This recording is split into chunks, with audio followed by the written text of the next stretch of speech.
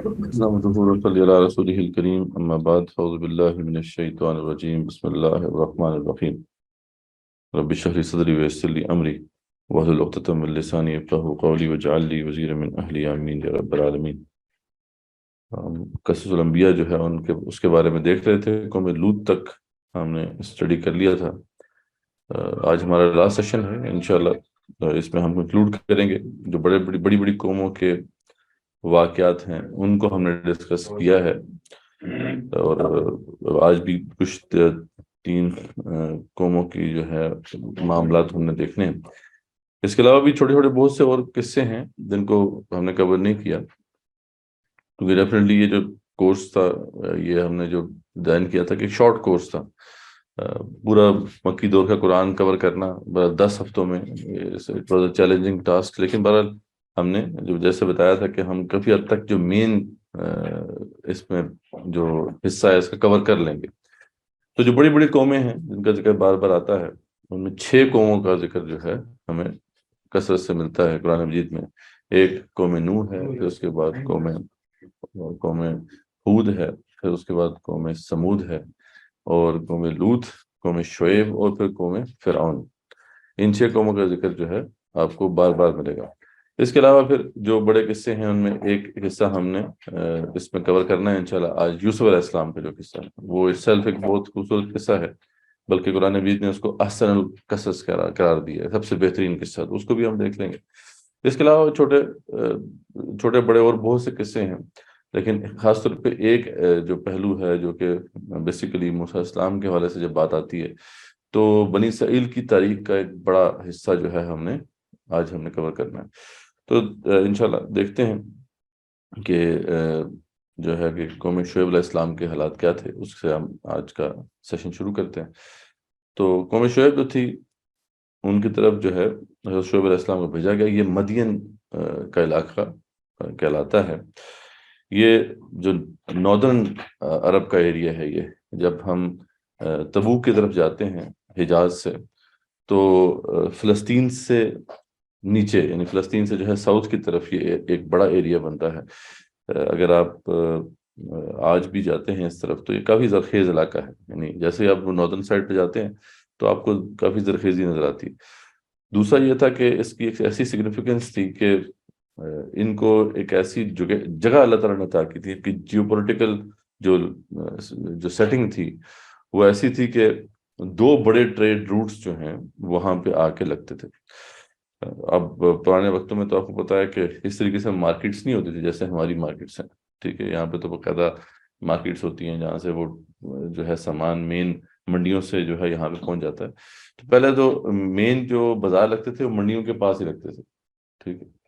تو اس لیے آپ خود امیجن کر سکتے ہیں کہ وہ جو ٹریڈ روٹس تھے 2 بڑے، یعنی ایک تو جو یمن سے جاتا تھا، یمن پہ بہت بڑی بندرگاہ تھی، یہاں سے سامان آتا تھا بڑے دور سے، مطلب آپ دیکھیں کہ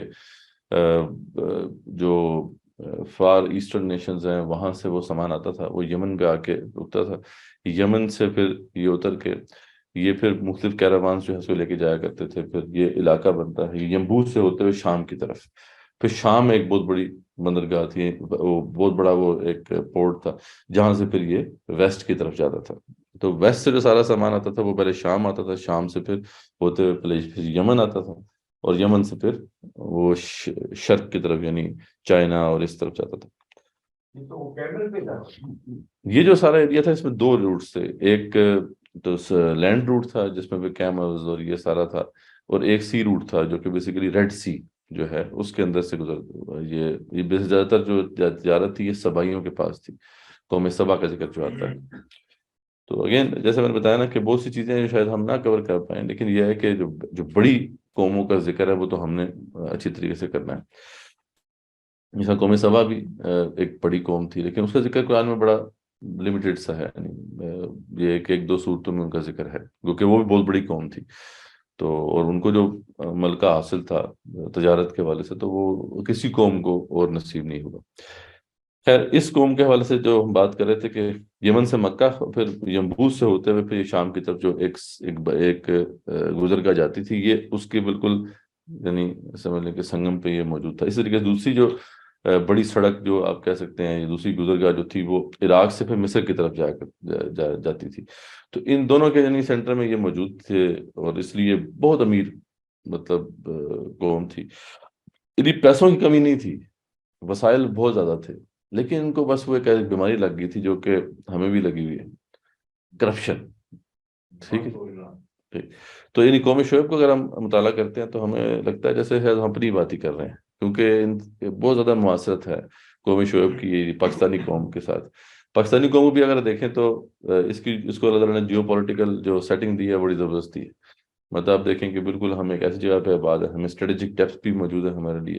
یہ پیچھے جو افغانستان کا سا ایریا ہے، پھر ماورا النہر اور پیچھے ایران تک کا جو علاقہ ہے، اس میں ہمارے لیے بڑی اسٹریٹجک ڈیپتھ بھی ہے.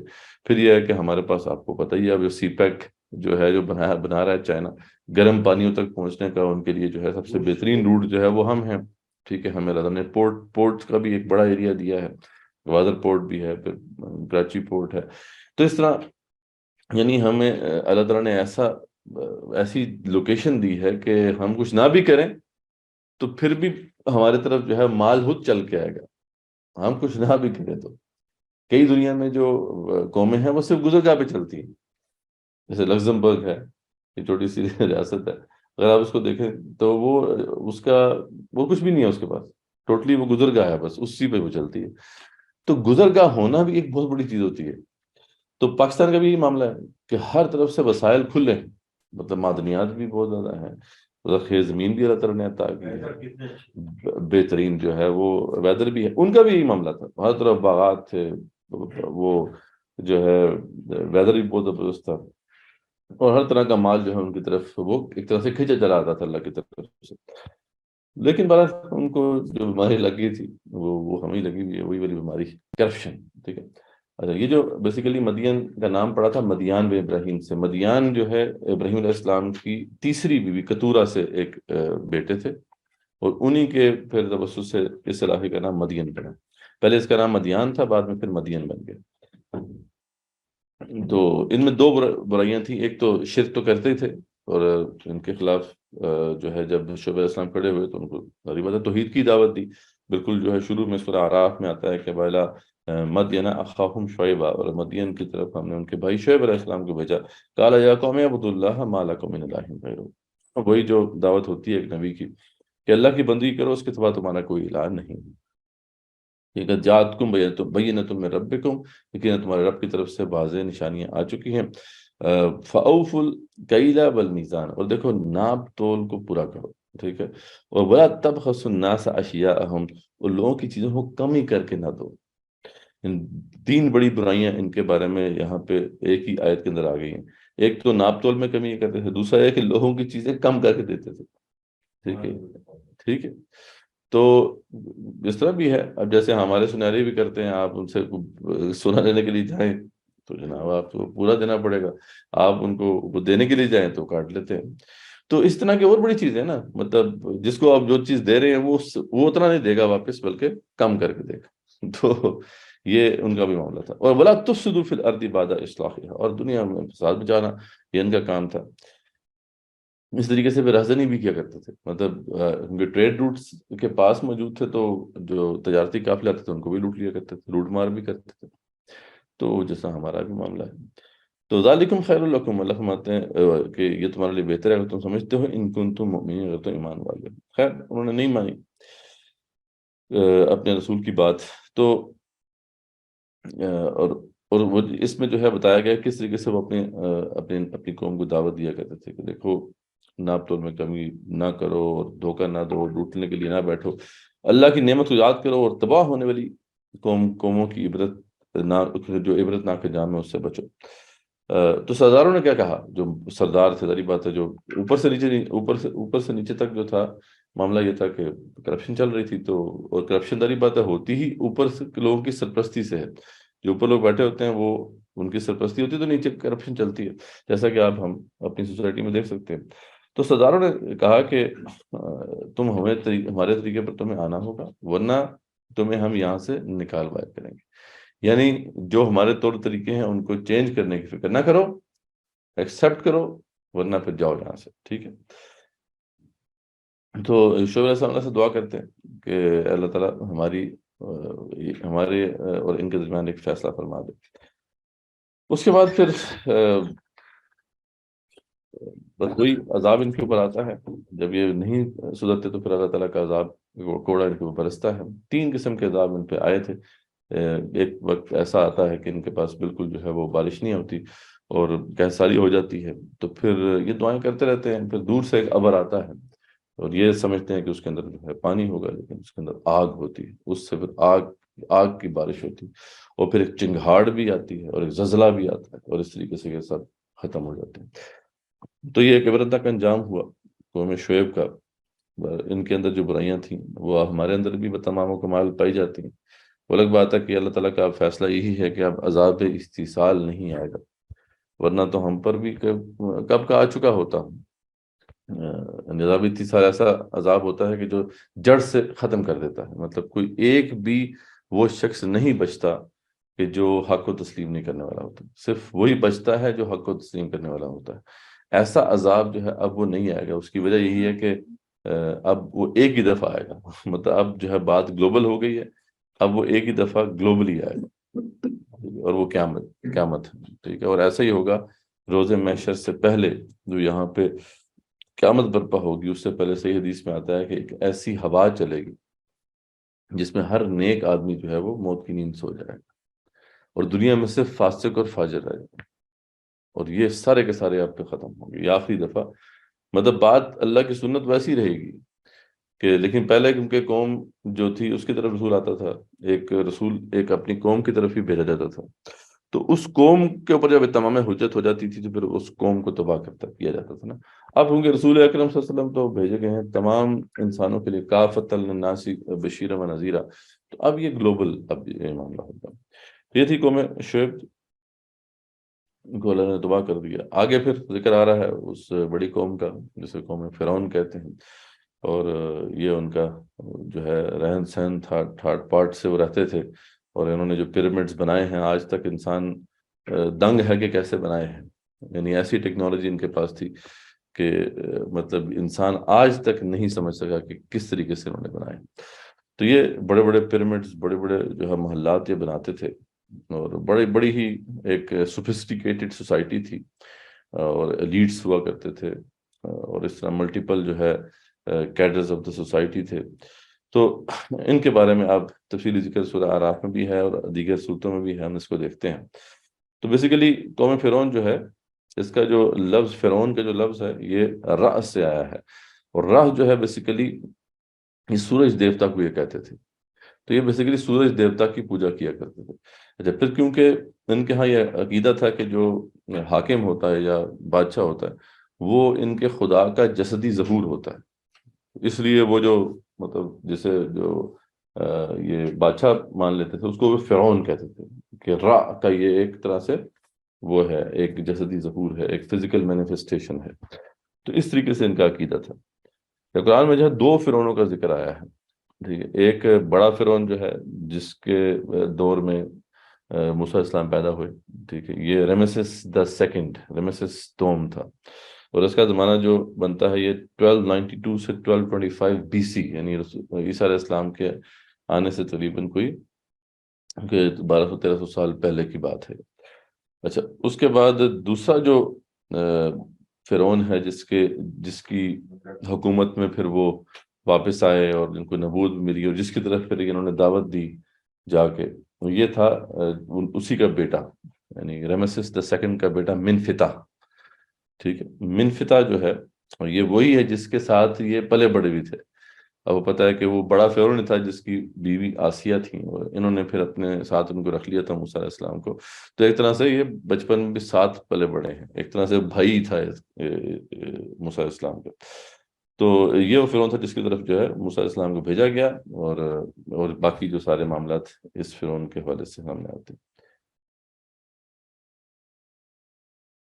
اچھا، اس کے بعد بہرحال جب موسیٰ علیہ السلام کو بھیجا گیا فرعون کی طرف دلائل کے ساتھ، تو وہ گئے، ان کو دلائل دکھائے اور بتایا کہ میں رب العالمین کی طرف سے بھیجا گیا ہوں اور رب کی دلیلیں لے کر آیا ہوں۔ تو اس نے پوچھا کہ بھئی کوئی دلیل ہے تو پیش کرو، تو انہوں نے وہ دلیلیں پیش کی۔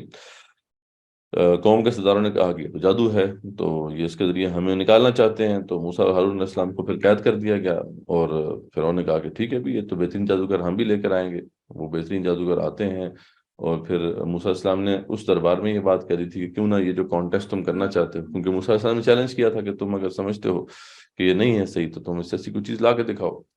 تو ان کو تو انہوں نے قید میں ڈال دیا تھا، لیکن یہ ہے کہ موسیٰ علیہ السلام نے وہاں دربار میں ایسی بات کر دی تھی کہ فرعون نہ نہیں کر سکا، اور وہ یہ تھی کہ کیوں نہ یہ جو کانٹیسٹ ہے یہ یوم الزینہ، ایک بہت بڑے میلے والے دن ہو، جشن والا دن ہو، اور وہ آنے والا تھا، کچھ دن مناتے تھے۔ تو اب فرعون مجبور تھا، انہوں نے کہا ٹھیک ہے، اس نے مان لیا۔ خیر ان کو تو انہوں نے قید میں ڈالا، اور جادوگروں کو جو ہے بلانا شروع کیا، اور پھر جادوگر آئے، اور انہوں نے پھر پلان کیا کہ ہم مقابلہ کریں گے اس دن جو ہے موسیٰ علیہ السلام پہ۔ جب انہوں نے وہ سارا جادو پھینکا اس دن، تو یعنی اتنا بڑا جادو تھا کہ خود اللہ تعالیٰ فرماتے ہیں کہ سحر عظیم، یعنی وہ یقیناً جو ہے اس دن اللہ فرماتے ہیں بہت عظیم وہ جادو لے کر آئے۔ انہوں نے بھی وہ عصا پھینکے اور جو رسیاں پھینکی، اور وہ چلنا شروع کر دیا انہوں نے بھی۔ تو موسیٰ السلام کے دل میں بھی خوف سا محسوس ہوا، تو اللہ نے کہا کہ موسیٰ آپ کے بارے مت، آپ پھینکیں جو آپ کے پاس ہے۔ تو بس وہ پھینکنے کی دیر تھی کہ موسیٰ السلام کا جو پھینکا انہوں نے عصا، تو وہ اتنا بڑا اژدہا بنا کہ اس نے نگل لیا سب کچھ، ٹھیک۔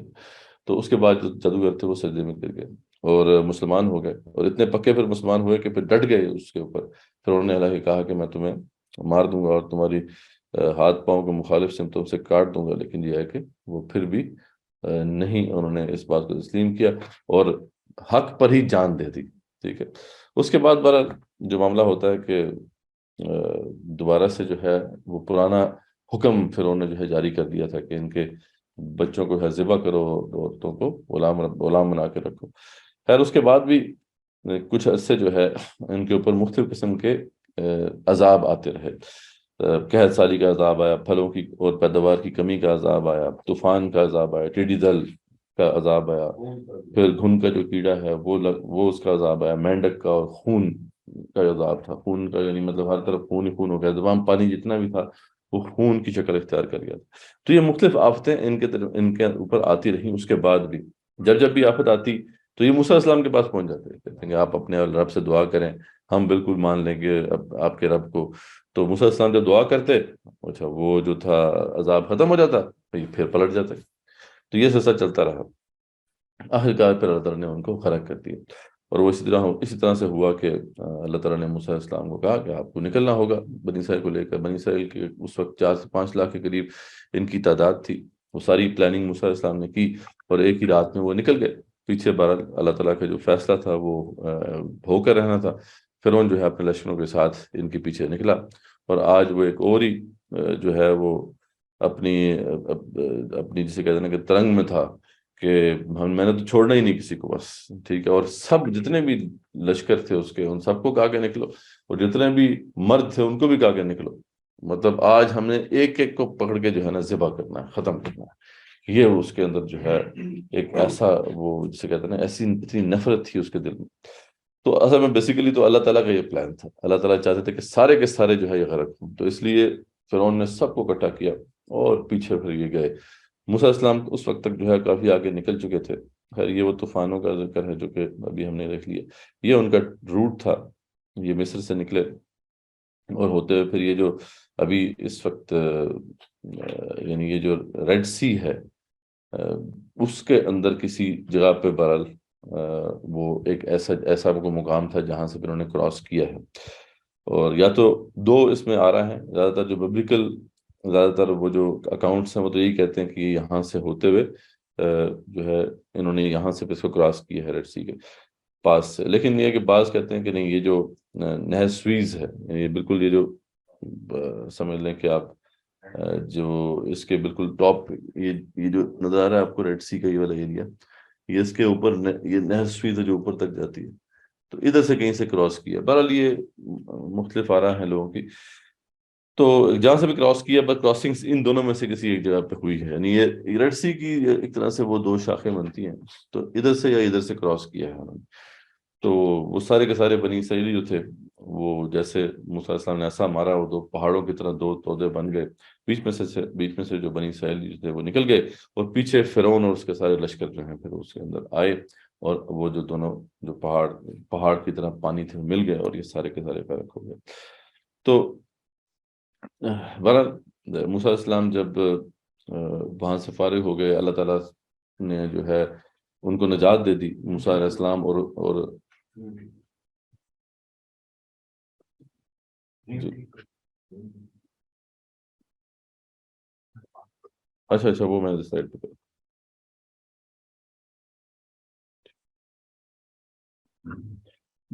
تو اس کے بعد پھر موسیٰ علیہ السلام کو جو انسٹرکشنز یہ تھیں کہ واپس مصر نہیں جانا، حالانکہ بڑی عجیب بات ہے کہ پیچھے کے سارے تو ان کے غرق ہو گئے، تو اب واپس جاتے تو کوئی بھی نہ ملتا ہے، ان کو ریزسٹنس ہی نہ ہوتی، اور ایک طرح سے مصر کا پورا علاقہ ان کے ہاتھ میں ہوتا، لیکن اللہ تعالیٰ نے فیصلہ کچھ اور کیا ہوا تھا۔ انہوں نے کہا کہ آپ نے اب آگے جانا ہے، پیچھے نہیں جانا، ارض مقدس کی طرف جاؤ۔ تو اسی دوران جو ہے ارض مقدس کی طرف جب جا رہے تھے تو راستے میں کوئی ان کو جو کنانی قومیں جو ہیں وہ گوسالہ پرستی کرتی تھی، یعنی وہاں کا جو بت ہے اس کا ذکر ہم دیکھیں گے بھی آئے گا، بال بت تھا ایک بڑا، اس کی وہ پرستش کیا کرتے تھے۔ ویسے تو وہ بڑا جو ان کا ایک بت تھا وہ ایل تھا، ایل کہلاتا تھا، ایل کا ہی بیٹا تھا بڑا بال، وہ بھی وہ سانڈے کی شکل کا تھا، تو یہ اس کی وہ لوگ پوجا کر رہے تھے۔ تو وہیں سے بس ایسا کچھ دل میں محبت بیٹھ گئی ان کے کہ وہ نکلی نہیں پھر، ٹھیک۔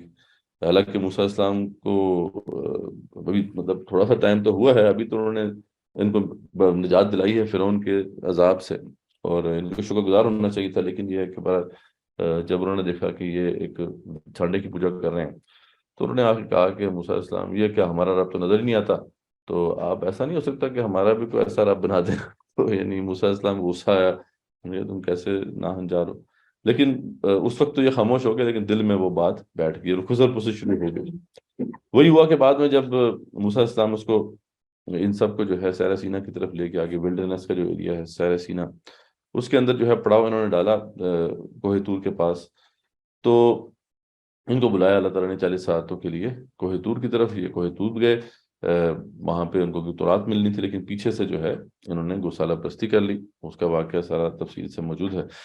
اور جب موسیٰ علیہ السلام واپس آئے، موسیٰ علیہ السلام کو وہیں پہ بتا دیا تھا اللہ تعالیٰ نے کہ دیکھیں آپ ہی قوم جو ہے اس نے یہ مطلب گوسالہ پرستی کر دی، آپ جائیں واپس کے پاس۔ موسیٰ علیہ السلام واپس آتے ہیں، اپنے بھائی کو پہلے ڈانٹتے ہیں کہ تم نے کیوں نہیں روکا، خیر جب ان کے جو بھائی ہیں ہارون علیہ السلام وہ اپنی ایکسپلینیشن دیتے ہیں کہ دیکھیں یہ تو مجھے بھی ہلاک کرنے کے در پہ تھے، تو آپ یعنی میری پوزیشن کو سمجھے۔ اس کے بعد پھر یہ جو تھے انہوں نے اپنی قوم کو واز کیا، موسیٰ علیہ السلام نے، قوم کو احساس بھی ہوا، لیکن بہرحال اس وقت تک بہت دیر ہو چکی تھی، جنہوں نے شرک کیا تھا ان کو پھر جو ہے یہ ایک ہی شرط پہ جو ہے توبہ ان کی قبول کرنے کا کہا گیا، اور وہ یہ ہے کہ ان کو قتل کر دیا جائے، یعنی جنہوں نے بھی شرک کیا ہے ان کے اپنے خاندان والے ان کو قتل کریں، اگر بیٹے نے شرک کیا ہے تو باپ جو ہے وہ اپنے بیٹے کو قتل کرے گا، اگر باپ نے شرک کیا ہے تو اس کا اپنا بیٹا اس کو قتل کرے گا، یعنی اس طرح ان کی پھر توبہ قبول ہوئی۔ یہ توبہ قبول ہو گئی تو پھر موسیٰ علیہ السلام جو تھے وہ 70 ایلڈرز جو تھے ان کے، یعنی 70 جو بہترین لوگ تھے ان میں سے، ان کو لے کر پھر وہ کوہ طور کی طرف گئے۔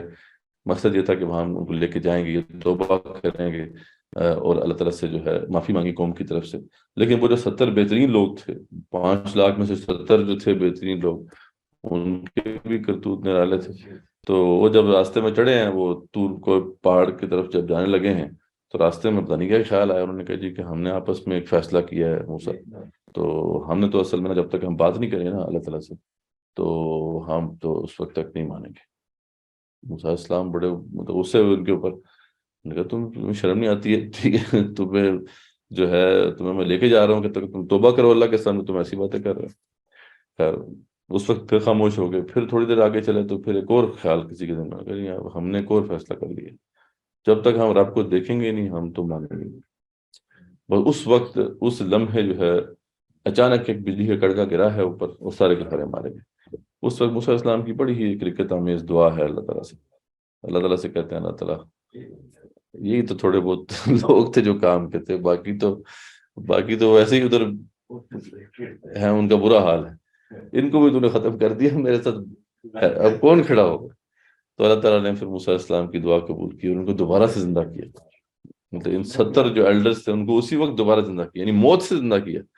لیکن یہ اتنے کوئی ایسی قوم تھی، پتہ نہیں کیا تھا معاملہ، یہ پھر بھی مطلب اپنی اپنی اس سے باز نہیں آئے.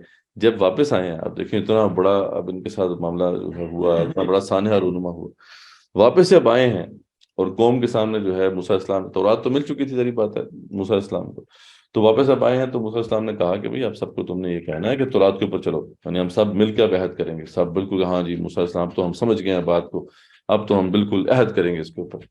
لو جی واپس پہنچے ہیں جب، شاید اس وقت تک انہوں نے تورات کے احکامات پڑھے نہیں تھے، راستے میں کوئی موقع ملا پڑھنے کا، جیسے ہمارا بھی حال ہے نا، مطلب ہم کہتے ہیں ہم تو عاشق رسول ہیں، دین کے لیے جان بھی قربان ہے، پڑھے بغیر ہی وہی پہلے پڑھ تو لو کہ تقاضے کیا ہیں. تو شاید انہوں نے بھی وہ اس وقت تک پڑھا نہیں تھا کہ کیا لکھا ہوا ہے. تو جب وہ راستے میں کوئی پڑھنے کا موقع ملا، انہوں نے کہا جی یہ تو کام خراب ہے، یہ تو بہت مشکل ہے، خاص طور پہ اس پہ تو جہاد کا حکم بھی ہے، یہ تو بہت بڑا مسئلہ ہے. تو وہ واپس آتے آتے نا پھر نیت خراب ہو گئی. تو جب موسیٰ علیہ السلام نے کہا کہ دیکھو تم نے عہد لینا ہے، سب سے عہد لو، مطلب پوری قوم جو ہے مل کے عہد لے. لیکن ان میں سے جو بھی کچھ وہ منافقین تھے انہوں نے لوگوں میں پھیلا دی بات کہ نہیں جی یہ تو احکامات بڑے مشکل ہیں، موسیٰ سے کہو کہ کوئی اور اس میں نہ کچھ تخفیف کروائیں، کوئی چینج کروائیں. خیر اس پہ پھر اللہ تعالیٰ کا پھر غضب ان پہ بھڑکا، تو پھر اللہ نے جبرائیل علیہ السلام کو بھیجا. جبرائیل علیہ السلام نے پھر پورا جو ہے طور پہاڑ ان کے اوپر کھڑا کیا، اور اس کے سائے میں پھر انہوں نے پھر عہد لیا. خیر یہ سارا معاملہ ہوا، لیکن خیر جو وہی بات ہے، بعض تو انہوں نے آنا نہیں تھا، عہد تو کر لیا، لیکن پھر جب اللہ تعالیٰ نے کہا کہ آپ جاؤ وہ ارض مقدس ہے، موسیٰ السلام نے ہے جی ہاں جی وہی اس لیے کہتے ہیں کہ اس پہ عہد انہوں نے کیا تھا نا، تو اس لیے. لیکن خیر انہوں نے بات پھر بھی نہیں مانی، اور جب موسیٰ السلام نے کہا کہ ٹھیک ہے بھائی اب رب نے کہہ دیا، تو رات کے احکامات آ چکے ہیں تمہارے سامنے، اور اس میں سب سے پہلا جو حکم ہے نا ہمارے لیے، باقی تو احکامات بعد میں ہم دیکھیں گے، سب سے پہلا حکم یہ ہے کہ جی وہ ارض مقدس پہ جو ہے عمالقہ ہیں اور ہم نے ان سے لڑائی کرنی ہے. تو شروع میں تو خیر یہ اب ذری پتہ بھی نیا نیا عہد لیا ہوا تھا تو کچھ مطلب بات کچھ سمجھ میں آ رہی تھی، لیکن وہ پھر انہوں نے جب اپنی CID ایک پارٹی بھیجی، 12 قبائل سے ایک ایک قبیلے سے ایک ایک بندہ بھیجا. وہ جو پارٹی وہاں پہ گئی ہے، وہاں پہ جا کے وہ جو رپورٹ واپس لے کر آئی ہے، لو جی وہ رپورٹ تو ایسی تھی کہ وہ کہتے ہیں جناب او ہو کہتے ہیں جی بالکل ایسے ہی، اس میں تو کوئی شک نہیں ہے کہ دودھ اور شہد کی نہریں بہتی ہیں، بہت خوبصورت علاقہ ہے، لیکن وہاں تو امالیک ہیں، وہ تو ان کے سامنے تو ہم بونے لگ رہے تھے، او موسیٰ یہ آپ ہمیں اس سے بہتر تھے، تو ہم اس سے بہتر تھا کہ ہم فرعون کے پاس ہی رہتے، آپ وہاں سے میں بچا کے ان سے پڑھوانا چاہتے ہیں. اس طرح کی باتیں انہوں نے کی جناب. پوری جو تھی نا 5 لاکھ کی جو آبادی تھی ان کی، وہ سارے کے سارے جناب انہوں نے کہا جی موسیٰ فَذْهَبْ أَنْتَ وَرَبُّكَ فَقَاتِلَا إِنَّهَا هُنَا قَاعِدٌ، ہم تو ادھر ہی بیٹھے ہیں، تو رب جا کے لڑ لیں. اس پہ پھر موسیٰ السلام بہت دکھی ہوئے. بہت کم مقامات ایسے ہیں جہاں پہ موسیٰ السلام اتنے مطلب جسے کہتے ہیں بے بس نظر آتے ہیں. تو یہاں پہ اب موسیٰ السلام بالکل بے بس ہو کے اللہ تعالیٰ سے کہتے ہیں فَفْرُقْ بَيْنَنَا وَبَيْنَ الْقَوْمِ الْفَاسِقِينَ، اللہ تعالیٰ بس اس قوم سے میں دل چٹ گیا، مطلب میری اس قوم کی تفریق کر، یعنی ہماری میں اور میرے بھائی ہیں، فَفْرُقْ بَيْنَنَا وَبَيْنَ الْقَوْمِ الْفَاسِقِينَ، ان کے درمیان اور ہمارے درمیان اللہ تفریق کر. خیر اللہ کا پر عذاب ان کے پر آیا. 40 سال کی سیرہ نوردی لکھ دی گئی، 40 سال تک یہ خوار ہوتے رہے وہ مطلب اسی سیرہ سینے کے اندر. پھر بھی اللہ کا انعام ان پہ ہوتا رہا اس دوران بھی. اس دوران بھی ہم دیکھتے ہیں کہ جب وہاں پہ اتنا 6 لاکھ کے لوگ تھے، کوئی وہاں پانی والا تو تھا نہیں، تو انہوں نے جو ہے وہاں پہ دعا کی اللہ تعالیٰ سے. موسیٰ السلام نے بھی دعا کی، ذری بات ہے موسیٰ السلام سے بھی انہوں نے ریکویسٹ کی، تو اللہ تعالیٰ نے ان کو ایک پتھر وہاں پہ نصیب کیا. اللہ نے موسیٰ السلام سے کہا کہ آپ پتھر پہ عصا ماریں، اس میں سے 12 چشمے نکل آئیں گے. وہ پتھر یہ ساتھ لے کے جاتے تھے جہاں بھی جاتے تھے، اور پینے کا صاف پانی جو ہے وہ بہترین کولر جو ہے وہ ساتھ چل رہا ہے. ٹھیک ہے. پھر ان کو ایک مسئلہ تھا کہ اوپر چھت کے لیے آسمان تو بالکل جو ہے وہ آگ برسا رہا ہوتا تھا، سیرہ سینہ ہے، آج بھی اگر آپ جائیں تو وہ بہت گرم علاقہ ہے، تو کیسے وہاں پہ گزارا کریں، اور کوئی آڑ تو ہے نہیں، کوئی درخت وغیرہ تو وہاں پہ ہے نہیں. تو اللہ تعالیٰ نے ان کے لیے پھر وہاں پہ ایک ابر کر دیا تھا، ایک بادل تھا جو کہ ان کے ساتھ چلتا تھا، جہاں بھی جاتے تھے اوپر بادل بھی چلتا تھا. پھر کھانے پینے کا مسئلہ تھا، اس کا بندوبست کرنا ان کے لیے ناممکنات میں سے تھا، وہاں کہاں نہ شکار ہے نہ کچھ ہے، وہاں پہ زرخیز علاقہ تو ہے نہیں، تو اللہ تعالیٰ نے ان کے لیے وہاں پہ پھر من و سلوا جو ہے اس کو اتارنا شروع کیا۔ وہ الگ بات ہے کہ پھر کچھ عرصے جو ہے پھر انہوں نے ناشکری کی، اللہ تعالیٰ سے کہا کہ ایک ہی کھانا کھا کھا کے ہم تنگ آ گئے ہیں، تو ہمیں کوئی جو ہے دوسرا کوئی اور کھانے جو ہے چٹخارے بھی ہونے چاہیے تھوڑے۔ تو اس پہ بھی پھر اللہ تعالیٰ نے کہا کہ ٹھیک ہے، ایک موقع تمہیں میں دے رہا ہوں، ایک خطہ زمین جو ہے اسی ولڈرنیس کے زمانے میں کوئی ایسا علاقہ جو غالباً ریڈ سی کے پاس تھا، کہیں وہاں پہ یہ آ نکلے، اور وہاں ایک زرخیز علاقہ ان کو مل گیا، اور وہاں کوئی بھی نہیں تھا۔ تو اللہ نے لیکن کہا تھا کہ یہ زرخیز علاقہ تمہیں مل رہا ہے، تمہیں اس پہ جانا ہے تو سجدہ کرتے ہوئے جانا ہے، اپنی خطاؤں کی معافی مانگتے ہوئے جانا ہے، تو اس شرط پہ تمہیں میں دے رہا ہوں۔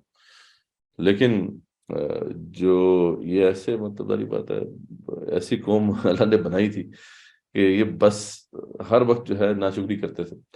تو یہ بیسیکلی وہ انہوں نے جو پہلے مطالبہ کیا تھا نا موسیٰ علیہ السلام سے کہ آپ ایسا کریں کہ ہمارے لیے جو ہے یہ پیاز بھی ہو، یہ تھوم بھی ہو، یہ فلانا بھی ہو، ترکاری بھی ہو، تو یہ ساری انہوں نے لسٹ بتا دی تھی کہ یہ زرخیز علاقہ ہے تو جاؤ اس میں کاشت کر کے تمہیں ساری چیزیں مل جائیں گی مطلب۔ لیکن یہ اس میں خطائیں جو تھیں انہوں نے پہلے کی تھیں ان کی معافی مانگتے ہوئے نہیں گئے، بلکہ یہ پروٹیسٹ کرتے ہوئے گئے۔ اور پروٹیسٹ تھا ہنتتن کہتے ہوئے، ہنتتن کا مطلب کیا ہوتا ہے؟ گندم پکی پکائی چاہیے، ہمیں گندم پکی پکائی چاہیے، یعنی پروٹیسٹ کرتے ہوئے جو ہے وہ اس میں داخل ہوئے۔ تو پھر اللہ تعالیٰ نے ان کو بڑا سخت ان پہ عذاب نازل کیا، قحط پڑا ان کے اوپر۔ خیر اس سلسلہ چلتا رہا، یہ سارا زمانہ جو ہے یہ ولڈرنس کا زمانہ ہے، 40 سال کی سرنوردی کا زمانہ ہے جس کا ذکر ہے۔ اس کے بعد پھر 40 سال جب پورے ہونے کو آئے تو اس کے بعد پھر کیا ہوا؟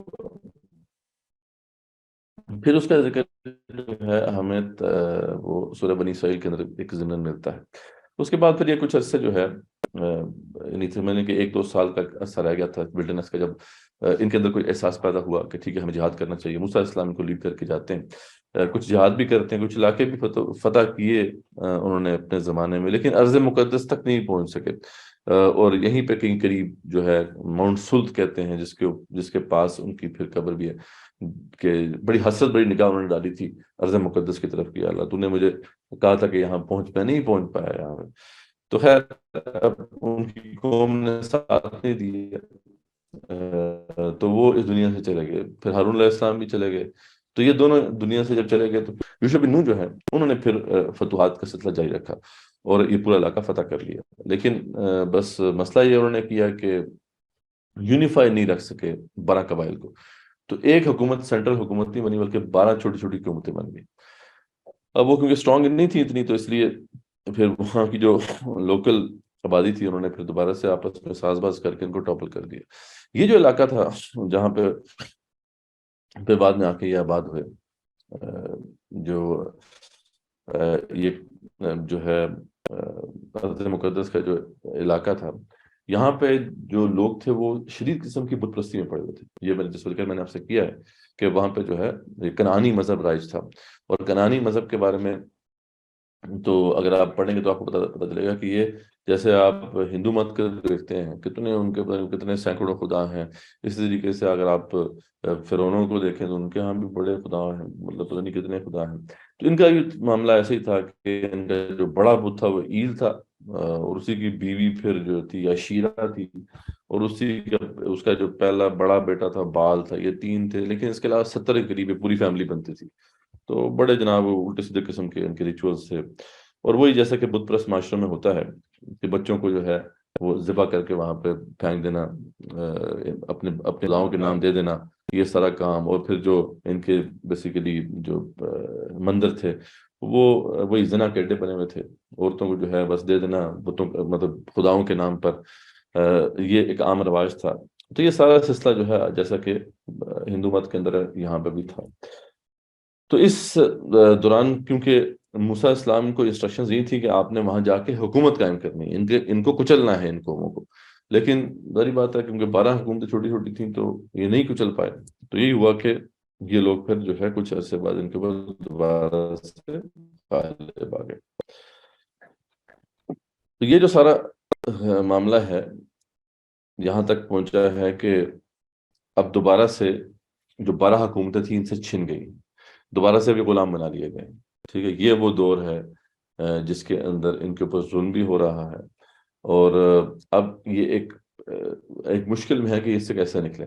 اس دوران ان کے اندر پھر ایک جذبہ پیدا ہوتا ہے، اور اپنے قوم کے جو اس وقت رسول ہیں حضرت شمبیل علیہ السلام، ان کے پاس یہ آتے ہیں اور کہتے ہیں کہ آپ ہمارے لیے آپ بس لیڈر مقرر کریں، ہم جہاد کریں گے. ٹھیک ہے، حالانکہ وہ ان کو سمجھاتے بھی ہیں حضرت شمبیل علیہ السلام کہ دیکھو یہ نہ ہو کہ تم پہ جو ہے جہاد فرض ہو جائے اللہ کی طرف سے اور پھر تم نہ کرو.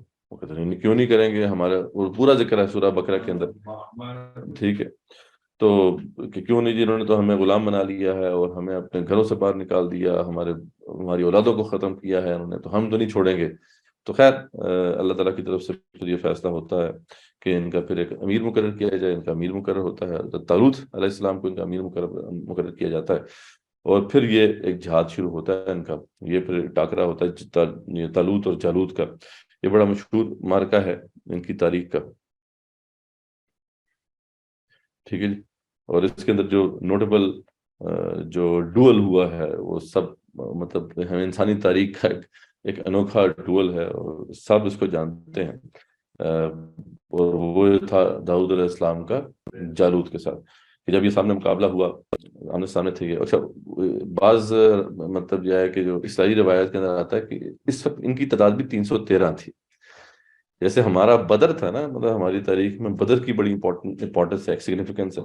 ان کی تاریخ میں یہ جو مارکا ہے یہ اس کی وہی امپورٹنس ہے جو ہمارے نزدیک بدر کی، کیونکہ مطلب بہت کم لوگ تھے اور ٹاکرا تھا اتنے بڑے مطلب حاکم کے ساتھ. تو یہاں پہ وہ پھر بڑی تفصیلی وہ پھر انٹرسٹنگ واقعات ہیں کہ کیسے یہ سارا معاملہ ہوا. داؤد علیہ السلام ابھی اس فوج میں نہیں شامل نہیں تھے جب طالوت علیہ السلام جو ہے وہ فوج کو لے کے گئے ہیں وہاں پر جالوت کے خلاف. تو داؤد علیہ السلام اس فوج میں شامل نہیں تھے، لیکن داؤد علیہ السلام کے بھائی جو تھے فوج میں شامل تھے. جی جی، ان کے 12 بھائی تھے. تو ہاں، ان کو لے کے چھوٹے تھے یہ. تو یہ وہاں پہ نا ان کو کھانا دینے کے لیے آئے تھے، یعنی جب پڑاؤ ڈلا ہوا تھا تو یہ کھانا دینے کے لیے آئے. تو وہاں انہوں نے کچھ سنا کسی سے کہ جناب یہ جو فلسطی ہے نا، فلسطی ہے یہ، وہ کہتے ہیں فلسطی جو ہے نا یہ آ کے روزانہ للکارتا ہے اور مطلب یہ ہے کہ ہزیمت کرتا ہے بنی اسرائیل کے لوگوں کو. آ کے کہتا ہے کہ کہاں ہے تمہاری وہ جنتیں جن کو تم پکارتے ہو، اور جو ہے تم میں سے کوئی مرد کا بچہ نہیں ہے میرے سے مقابلہ کر کے. روزانہ آتا ہے اور کوئی اس کا مقابلہ نہیں کرتا. تو اس پہ وہ اس کی غیرت وہ پڑھ جاتی ہے. وہ کہتے ہیں کہ ایسی کی تیسی ہے، میں اس کو نہیں چھوڑوں گا، اس نے میری قوم کا ساتھ یہ کیا ہے. تو یہ جاتے ہیں طالوت کے پاس اور بڑا انٹرسٹنگ مکالمہ ہے اس سے. طالوت سے کہتے ہیں کہ دیکھیں، نہیں وہ طالوت کے پاس آتے ہیں نا، یہ جلوس سے ہونا تھا، لیکن وہ جلوس سے تو بھی وہ تو آ رہا ہے، آ کے للکار رہا ہے نا، روزانہ آتا تھا اور للکار کے چلا جاتا تھا، کوئی کھڑا نہیں ہو پاتا تھا. اچھا، طالوت اس کے مقابلے میں کسی کو جانے نہیں دے رہے تھے. تو یہ پھر طالوت کے پاس جاتے ہیں. یہ طالوت کے پاس جا کے کہتے ہیں کہ دیکھیں آپ جو ہے نا ایسا کریں کہ مجھے جانے دیں. تمہیں کیسے جانے دیں؟ تو انہوں نے پھر بتایا، انہوں نے کہا جی کہ جو میں جو ہے نا اکیلا شیروں کا مقابلہ کرتا ہوں، شیر کو بھی بچھاڑ دیتا ہوں. تو ذرا مجھے شیر سے بچاتا ہے تو اس سے بھی بچا لے گا، اس میں کیا مسئلہ، آپ مجھے جانے دیں بس. تو اس بات پر بڑے متاثر ہوتے ہیں کہ یعنی اس نے یہ بات کی ہے کہ جو اللہ مجھے شیر سے بچاتا ہے اس سے وہ بچا لے گا. یعنی ان کا ایمان کو دیکھ کر وہ اس سے متاثر ہوئے. تو ان کو اپنی ایک تو زرہ بھی دی، اپنی تلوار بھی دی. خیر وہ انہوں نے وہ بڑی انٹرسٹنگ وہ اکاؤنٹ ہے کہ جب زرہ پہنی تو زرہ پوری نہیں آ رہی تھی، تو انہوں نے کہا نہیں زرہ کے بغیر ہی جاؤں گا میں. تو پھر وہ لے کے گئے ہیں جو اپنا وہ جو غلیل تھی ان کے پاس، اور وہ ایک ہی بس اس سے سٹرائک ماری ہے، وہ نیچے گرا ہے اور جا کے اسی کی تلوار سے اس کی گردن اڑا دی. اور اس طرح جو ہے پورا مارکا فتح ہو گیا بغیر لڑائی کے. مطلب پہلا ڈول جو تھا اس کے اندر ہی کام تمام ہو گیا. تو بہت عظیم واقعہ ہے. داؤد علیہ السلام جو تھے پھر ان کے داماد بنے بعد میں، اور بعد میں اللہ نے ان کو نبوت بھی عطا کی انہی کے بیٹے پہ سلیمان علیہ السلام ہے. تو یہ تقریباً جو ہے یہ 96 ایئرس کی ان کی خلافت راشدہ بنتی ہے. اس کے بعد سلیمان علیہ السلام کے بعد جو ان کے بیٹے تھے وہ پھر اس حکومت کو سینٹرلائز نہیں رکھ پائے، مطلب ان کو متحد نہیں رکھ پائے، اور یہ جو حکومت تھی 2 حصوں میں تقسیم ہو گئی. یہ ناردرن، اس کی جو ایک شاخ ناردرن تھی اور ایک ساؤدرن تھی. اچھا شاید یہاں پہ نہیں، یعنی جو ناردرن حصہ تھا وہ اسرائیل کہلایا اور جو ساؤدرن حصہ تھا وہ یہودیہ کہلایا. جو اسرائیل جو تھا اس کا جو سینٹرل مقام تھا وہ سامریہ تھا، اور جو جوڈا جو تھا یا یہودیہ جو علاقہ تھا اس کا سینٹرل مقام یروشلم تھا. تو ساؤدرن جو حکومت تھی وہ بہرحال کسی حد تک بہتر تھی ناردرن حکومت سے، لیکن دونوں کے اندر جو ہے خرابیاں پیدا ہونا شروع ہو گئی تھیں. جب جہاں سے سلمان اسلام گئے ہیں تو وہی مسئلہ ہوا کہ جو وہاں کی قومیں تھیں ان کے اندر سے شرک اور جو بھی زنا اور اس طرح کی جو بھی بد اخلاقی ہیں وہ ان کے اندر آ گئی تھی. یہاں تک کہ کئی جو ان کے پرنسز تھے انہوں نے وہاں کی جو لوکل جو چھوٹی چھوٹی وہ حکومتیں تھیں ان کی پرنسس سے بھی شادیاں کر لی.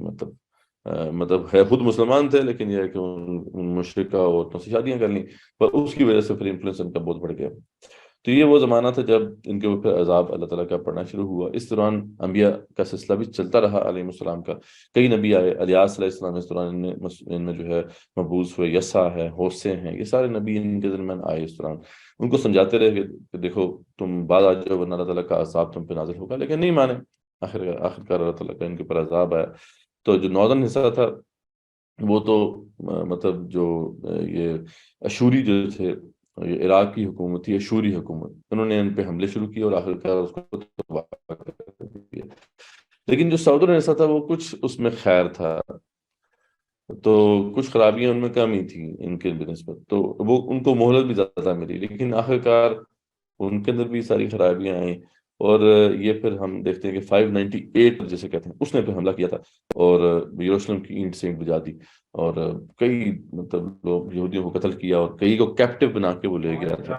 جی جی، یہ ایک وہ پینٹنگ ہے، ڈپکشن ہے ان کی، جس طرح اس نے یروشلم کو تباہ کیا. پیچھے وہ آپ شعلے دیکھ رہے ہیں اور یہ کیپٹو بنا کے جو ہے کئی مطلب یہودیوں کو، لاکھ یہودیوں کو جو ہے کیپٹو بنا کے پھر لے گیا تھا عراق، بابل لے گیا تھا. اور یہ پھر کئی عرصے جو ہے بابل کے اندر کیپٹو کی شکل میں رہے. تو اس کے بعد کیا ہوا معاملہ کہ اللہ تعالیٰ کی طرف سے پھر کچھ کرم ان کے اوپر ہوا کہ یہاں پہ جو بخت نصر نے جب یعنی ان کو شکست دی اور بہت بڑا بادشاہ بن گیا تھا وہ، تو اللہ تعالیٰ نے اس کی کمر توڑنے کے لیے ایک اور بڑے حاکم کو اٹھایا. ایران سے سائرس اعظم کھڑے ہوتے ہیں جو کہ بہت عظیم بادشاہ تھے، اور وہ پھر حملہ کرتے ہیں عراق کے اوپر اور اس کی اینٹ سے اینٹ بجا دیتے ہیں. اور پھر وہ نیک بادشاہ تھے تو انہوں نے پھر دوبارہ سے یہودیوں کو یروشلم میں واپس آنے کا جو ہے وہ اپروول دے دیا. یہ واپس آئے، آباد ہونا شروع ہوئے. یہی وہ زمانہ ہے جس میں پھر عزیر علیہ السلام بھی کسی جو ہے کسی کیپٹیوز کے گروہ میں جو ہے وہاں پہ آتے ہیں. تو یعنی اس وقت جو ہے عزیر علیہ السلام کا معاملہ یہ تھا کہ جب یہ کیپٹیوٹی سے جا رہے تھے نا، اس زمانے میں جب یہ بخت نصر لے کے جا رہا تھا تو اس دوران وہ اپنے کو چھڑا کے واپس آئے تھے یروشلم. جب واپس یروشلم آتے ہیں تو قرآن نے نقشہ کھینچا ہے، سورہ بقرہ میں ذکر آتا ہے کہ انہوں نے دیکھا کہ جو پوری کی پوری بستی ہے وہ اپنی چھتوں کے بل گری ہے. تو اس پہ وہ اللہ تعالیٰ سے کہتے ہیں اللہ تعالیٰ تو کیسے زندہ کرے گا؟ تو اللہ تعالیٰ نے پھر ان کو 100 سال کے لیے پھر موت ان پہ طاری کر دی. 100 سال تک ان کو موت کی کیفیت میں رکھا، دوبارہ ان کو اٹھایا. تو اس وقت تک جو ہے سائرس اعظم آ چکے تھے اور یہاں کی قیا پلٹ چکی تھی. تو دوبارہ یہ اٹھتے ہیں تو جب پہنچتے ہیں یروشلم، اس وقت تک ہیکل کی بھی جو دوبارہ سے تعمیر شروع ہو چکی تھی. جب ہم پہنچتے ہیں تو لوگ حیران ہوتے ہیں کہ یہ کون شخص آ گیا جس کو پوری کی پوری تورات کی 5 کتابیں یاد ہیں. تو ان کو پوری یاد تھیں تو انہوں نے پڑھنا شروع کر دیا اور پھر بتایا کہ میں عزیر ہوں، اللہ تعالیٰ کا نبی ہوں. تو اس وجہ سے پھر دوبارہ سے عزیر علیہ السلام نے جو ہے ان کی ایک طرح سے ری آرگنائزیشن کیا پورے دین کا، اور ایک بہترین طریقے سے انتظام کیا تعلیم و تربیت کا، اور ایک نوجوان نسل تیار کی کہ جو واقعی دین حق پر تھی. اور یہی وجہ تھی کہ جو بعد میں تو کچھ عرصے ان کے اوپر جو ہے آسانی کے رہے، تو کچھ سال ان کے اوپر آسانی کے رہے، لیکن بعد میں پھر آپ کو پتہ ہے کہ یہ زمانہ بنتا ہے سکندر مقدونی کے عروج کا. الیگزینڈر ہے جی کچھ عرصہ جو ہے کچھ عرصہ یہ تھا کہ ان کو بس سکہ ملا. اس کے بعد پھر الیگزینڈر کی فتوحات کا سلسلہ شروع ہوتا ہے، اور آخرکار وہ الیگزینڈر ہی تھا جس نے پھر جو حکومت تھی سائرس کی، سو گرا دیا. سائرس اس وقت نہیں تھے، اس کے بعد کی جو بھی ڈائنیسٹی تھی اس کو ختم کر دیا، اور پھر ان کے وہ مشکل وقت آنا شروع ہو گیا. یعنی یونان وہ یا تو بت پرست تھے، ایتھیسٹ تھے، ٹھیک ہے. تو ان لوگوں نے پھر آ کے ان کے اوپر جو ہے دوبارہ سے ظلم کرنا شروع کر دیا. لیکن اب کی بار جو ہے یہ قوم جو تھی اس کی تربیت عزیر علیہ السلام نے کی ہوئی تھی. اب یہ اس طریقے سے غلامی قبول نہیں کر سکتے تھے. جب انہوں نے ان کو غلام بنانے کی کوشش کی تو ان کے اندر پھر ایک بہت بڑی تحریک اٹھی جسے مکابی تحریک کہتے ہیں، رائز آف دی مکابیز. یہ لوگ ہیں جنہوں نے پھر جو ہے دوبارہ سے ان کو جو ہے دوسرا عروج عطا کیا. یہ ان کی یہ جو ہے مکابیہ ان کے وہ بیسیکلی لیڈر تھے جو سامنے آپ کو نظر آ رہے ہیں, اور یہ پوری ایک جو ہے یہ ان کی ڈپکشن ہے, ان کی اپنی پکچرز ہیں. تو بہرحال یہ دوبارہ سے کھڑے ہوئے اور ایک بہت بڑی حکومت انہوں نے قائم کی جو کہ 63 BC تک جو ہے پھر قائم رہی. یہ زمانہ جو تھا اس میں ان کی جو حکومت تھی وہ پہلی والی حکومت سے بھی اس کا حجم زیادہ تھا, یعنی جو سلیمان اسلام کو اللہ تعالیٰ نے حکومت عطا کی تھی اس کا جو ایریا تھا اس سے بڑا ایریا انہوں نے کیپچر کیا. ہاں جی جی جی زیادہ تھا. سلیمان اسلام کی تو حکومت کا ایریا اتنا بڑا نہیں تھا, لیکن وہ اسپیشل حکومت تھی, مطلب اس کی جو شان تھی وہ اور کسی کی نہیں ہو سکتی. وہ تو جنات بھی ان کے نیچے تھے اور حشرات الارض اور چرند پرند سب. لیکن یہ ہے کہ ان کو جو ایریا ملا تھا وہ دونوں حکومتیں یعنی ناردرن اور ساؤدرن پارٹ بھی تھا, اور اس کے علاوہ جو آس پاس کی بھی کئی آبادیاں تھیں, کئی علاقے جو ہے وہ ان کے حکومت میں تھے. خیر کچھ عرصے یہ سلسلہ چلتا رہا, لیکن پھر آخر کار ان کے اوپر بھی زوال آیا, اور یہاں پہ رومنز کا پھر آنا رومنز جو تھے ان کا انفلوئنس شروع ہو گیا یہاں پہ, اور یہ رومنز کے ایک طرح سے پپٹ بن کے رہ گئے. اس زمانے میں جن کے اوپر جو حکومت کرنے والا تھا وہ ہیرود نامی ایک تیز یہودی تھا, اور بڑا ظالم یہودی تھا جسے ہیرود اعظم بھی کہتے ہیں. اور یہ جو سلسلہ ہے پھر 40 سے لے کے 4 BC تک چلتا رہا اسی طریقے سے. یہی وہ زمانہ ہے جب عیسیٰ اسلام کے آنے کا وقت قریب آ گیا ہے. تو اس کے بعد اس کے 3 بیٹوں نے پھر حکومت کی. ایک بیٹا جو تھا وہ بالکل ہی وہ نکھٹو تھا, اس سے تو ویسے ہی جو کیسر اگسٹس تھا اس نے حکومت دے دی, اس نے کہا تو اس قابل نہیں ہے. دوسرا جو بیٹا تھا اس نے ایک بڑے ایریے پر یعنی جو شرق اردن ٹرانس جارڈن کا علاقہ ہے وہاں پہ وہ اس نے حکومت کی. لیکن یہ ہے کہ وہ بھی بہت شفاق تھا, اپنے باپ کے ہی نقش قدم پہ چلا, اور یہ وہی بدبخت ہے جس نے یحییٰ علیہ السلام کا سر قلم کیا تھا, ایک رقاصہ ہے کہنے پہ, ٹھیک ہے. اور تیسرا جو بیٹا تھا وہ بھی اسی طرح تھا, یعنی اپنے باپ کے نقش قدم پہ تھا. تو یہ وہ زمانہ ہے جب عیسیٰ اسلام بھی پھر آتے ہیں, اور یعنی اس علاقے میں آتے ہیں جو مین سینٹرل ایریا تھا جو کہ بیسیکلی اگسٹس جو ان کا تھا وہ جو شاہ اگسٹس تھا اس کے تحت جو علاقہ تھا وہاں پہ پھر یہ جی وہی بیت المقدس کے پاس ہی قریب تھا, یروشلم کا مین سینٹر وہی تھا. تو وہاں پہ پھر عیسیٰ اسلام جو ہے وہ پیدا ہوتے ہیں, پھر ان کو وہیں پہ پھر وہ جو مقام نصیب ہوتا ہے اور وہ وہاں پہ ایک جدوجہد کا آغاز کرتے ہیں. لیکن اس کے بعد پھر اس کا جو پوتا تھا ہیرود اعظم کا, یہ اس کی ڈپکشن ہے ہیرود کی بیٹھا ہوا ریبائز کے ساتھ. اچھا اس کا خاصہ یہ تھا کہ یہ سب کو خوش رکھتا تھا, یہ ان کے جو ریبائز تھے ان کو بھی خوش رکھتا تھا, اپنے رومی آقاؤں کو بھی خوش رکھتا تھا. اچھا اس دوران جو ہے ان کی سوسائٹی جو تھی اس کا وہی حال تھا جو آج ہماری سوسائٹی کا حال ہے. کچھ لوگ جو تھے وہ بالکل ویسٹرنائز تھے, یعنی بالکل جو ہے رومن تہذیب کے اندر لگے ہوئے تھے, کچھ جو تھے بالکل ہی دین کے اوپر تھے, اور باقی جو ہے علماء کا حال یہ تھا کہ جو علم تھا وہ تجارت بن چکا تھا, اور لوگوں کو فتوے دینا, پیسے کمانا اور اپنی جو ہے دنیاوی جو بھی مزے ہیں وہ لوٹنا, یہ ان کا شعار بن چکا تھا. خیر اس زمانے میں پھر جو ہے عیسیٰ اسلام کے جو پیروکار تھے ان پہ بہت ظلم ہوا, جو اس کے پوتے کا جو زمانہ ہے ہیرود کے. اور یہ اس زمانے میں پھر ہم دیکھتے ہیں کچھ عرصے بعد رومیوں کے خلاف یہودیوں کے اندر ایک جذبہ پیدا ہوتا ہے, دوبارہ سے ایک نئی مطلب ایک اسٹرگل کا جو ہے شوق پیدا ہوتا ہے. لیکن اس وقت کے جو نبی ہیں ان کو روکتے ہیں کہ دیکھو بغاوت نہ کرو, اب تمہارے اندر وہ طاقت نہیں ہے, تمہارے اندر صلاحیت نہیں ہے ابھی, اس وقت خام خامے جو ہے ان کے ساتھ پنگے نہ لو. لیکن یہ ہے کہ انہوں نے باز نہیں آئے اور بغاوت کر دی. 64-66 عیسوی کے درمیان جو ہے یہودیوں نے ایک بڑی بغاوت کی رومنز کے خلاف. لیکن رومنز بہت بڑی طاقت تھی, مطلب اس زمانے کی سمجھ لیں کہ آج جیسے US ہے تو اتنی بڑی طاقت ہے, تو اس زمانے میں رومن جو تھی یہ بہت بڑی طاقت تھی, اور یہ اتنے بڑے نہیں تھے اس وقت کہ ان سے ان کا مقابلہ کر سکتے, لیکن انہوں نے ان کے خلاف بغاوت کر دی. ان کی بھی سرگوبی کے لیے پھر ٹائٹس کو بھیجا, ان کا جو بھی وہ ایمپرر تھا اس نے, ٹائٹس رومی جو ہے بہت سخت گیر جنرل تھا, اس نے آ کے جناب پھر اس کو کچلا, اور پھر دوبارہ سے ان پہ وہ عذاب مسلط کیا. تقریباً جو ہے 33,000 یہودی ایک دن میں اس نے قتل کیے, اور پھر جو ہے وہی یروشلم کی اینٹ سینٹ بجا دی, اور وہ دن ہے اور آج کا دن ان کا ہیکل جو ہے وہ اب مسمار ہے, یعنی وہ دوبارہ سے تعمیر نہیں ہو سکا. تو یہ 2 عروج اور 2 زوال ہیں ان کے جن کی داستان ہے. اچھا یہ انٹرسٹنگ بات ہے کہ ہماری اگر تاریخ کا موازنہ کیا جائے تو ہمارے بھی 2 عروج اور 2 زوال ہیں, اور کافی حد تک جو ہے وہ جسے کہتے ہیں کہ مماثلت آپ کو لگتی ہے. جیسے ان کا جو پہلا زوال تھا وہ اس کی وجہ بنی تھی ایسٹ سے جو ہے ان کے اوپر حملہ ہوا تھا، یعنی عراق سے ان کے اوپر حملہ ہوا تھا. اور ہمارا بھی جو پہلا زوال ہے جب خلافت بنو عباس ہماری ختم ہوئی ہے تو ایسٹ سے حملہ ہوا ہے، تتاریوں کا حملہ ہوا ہے. اچھا، دوسری دفعہ جب ہمارا زوال ہوا ہے تو ان کا بھی یہی معاملہ تھا کہ ویسٹ سے حملہ ہوا، رومنز نے ان کے اوپر اٹیک کیا تھا.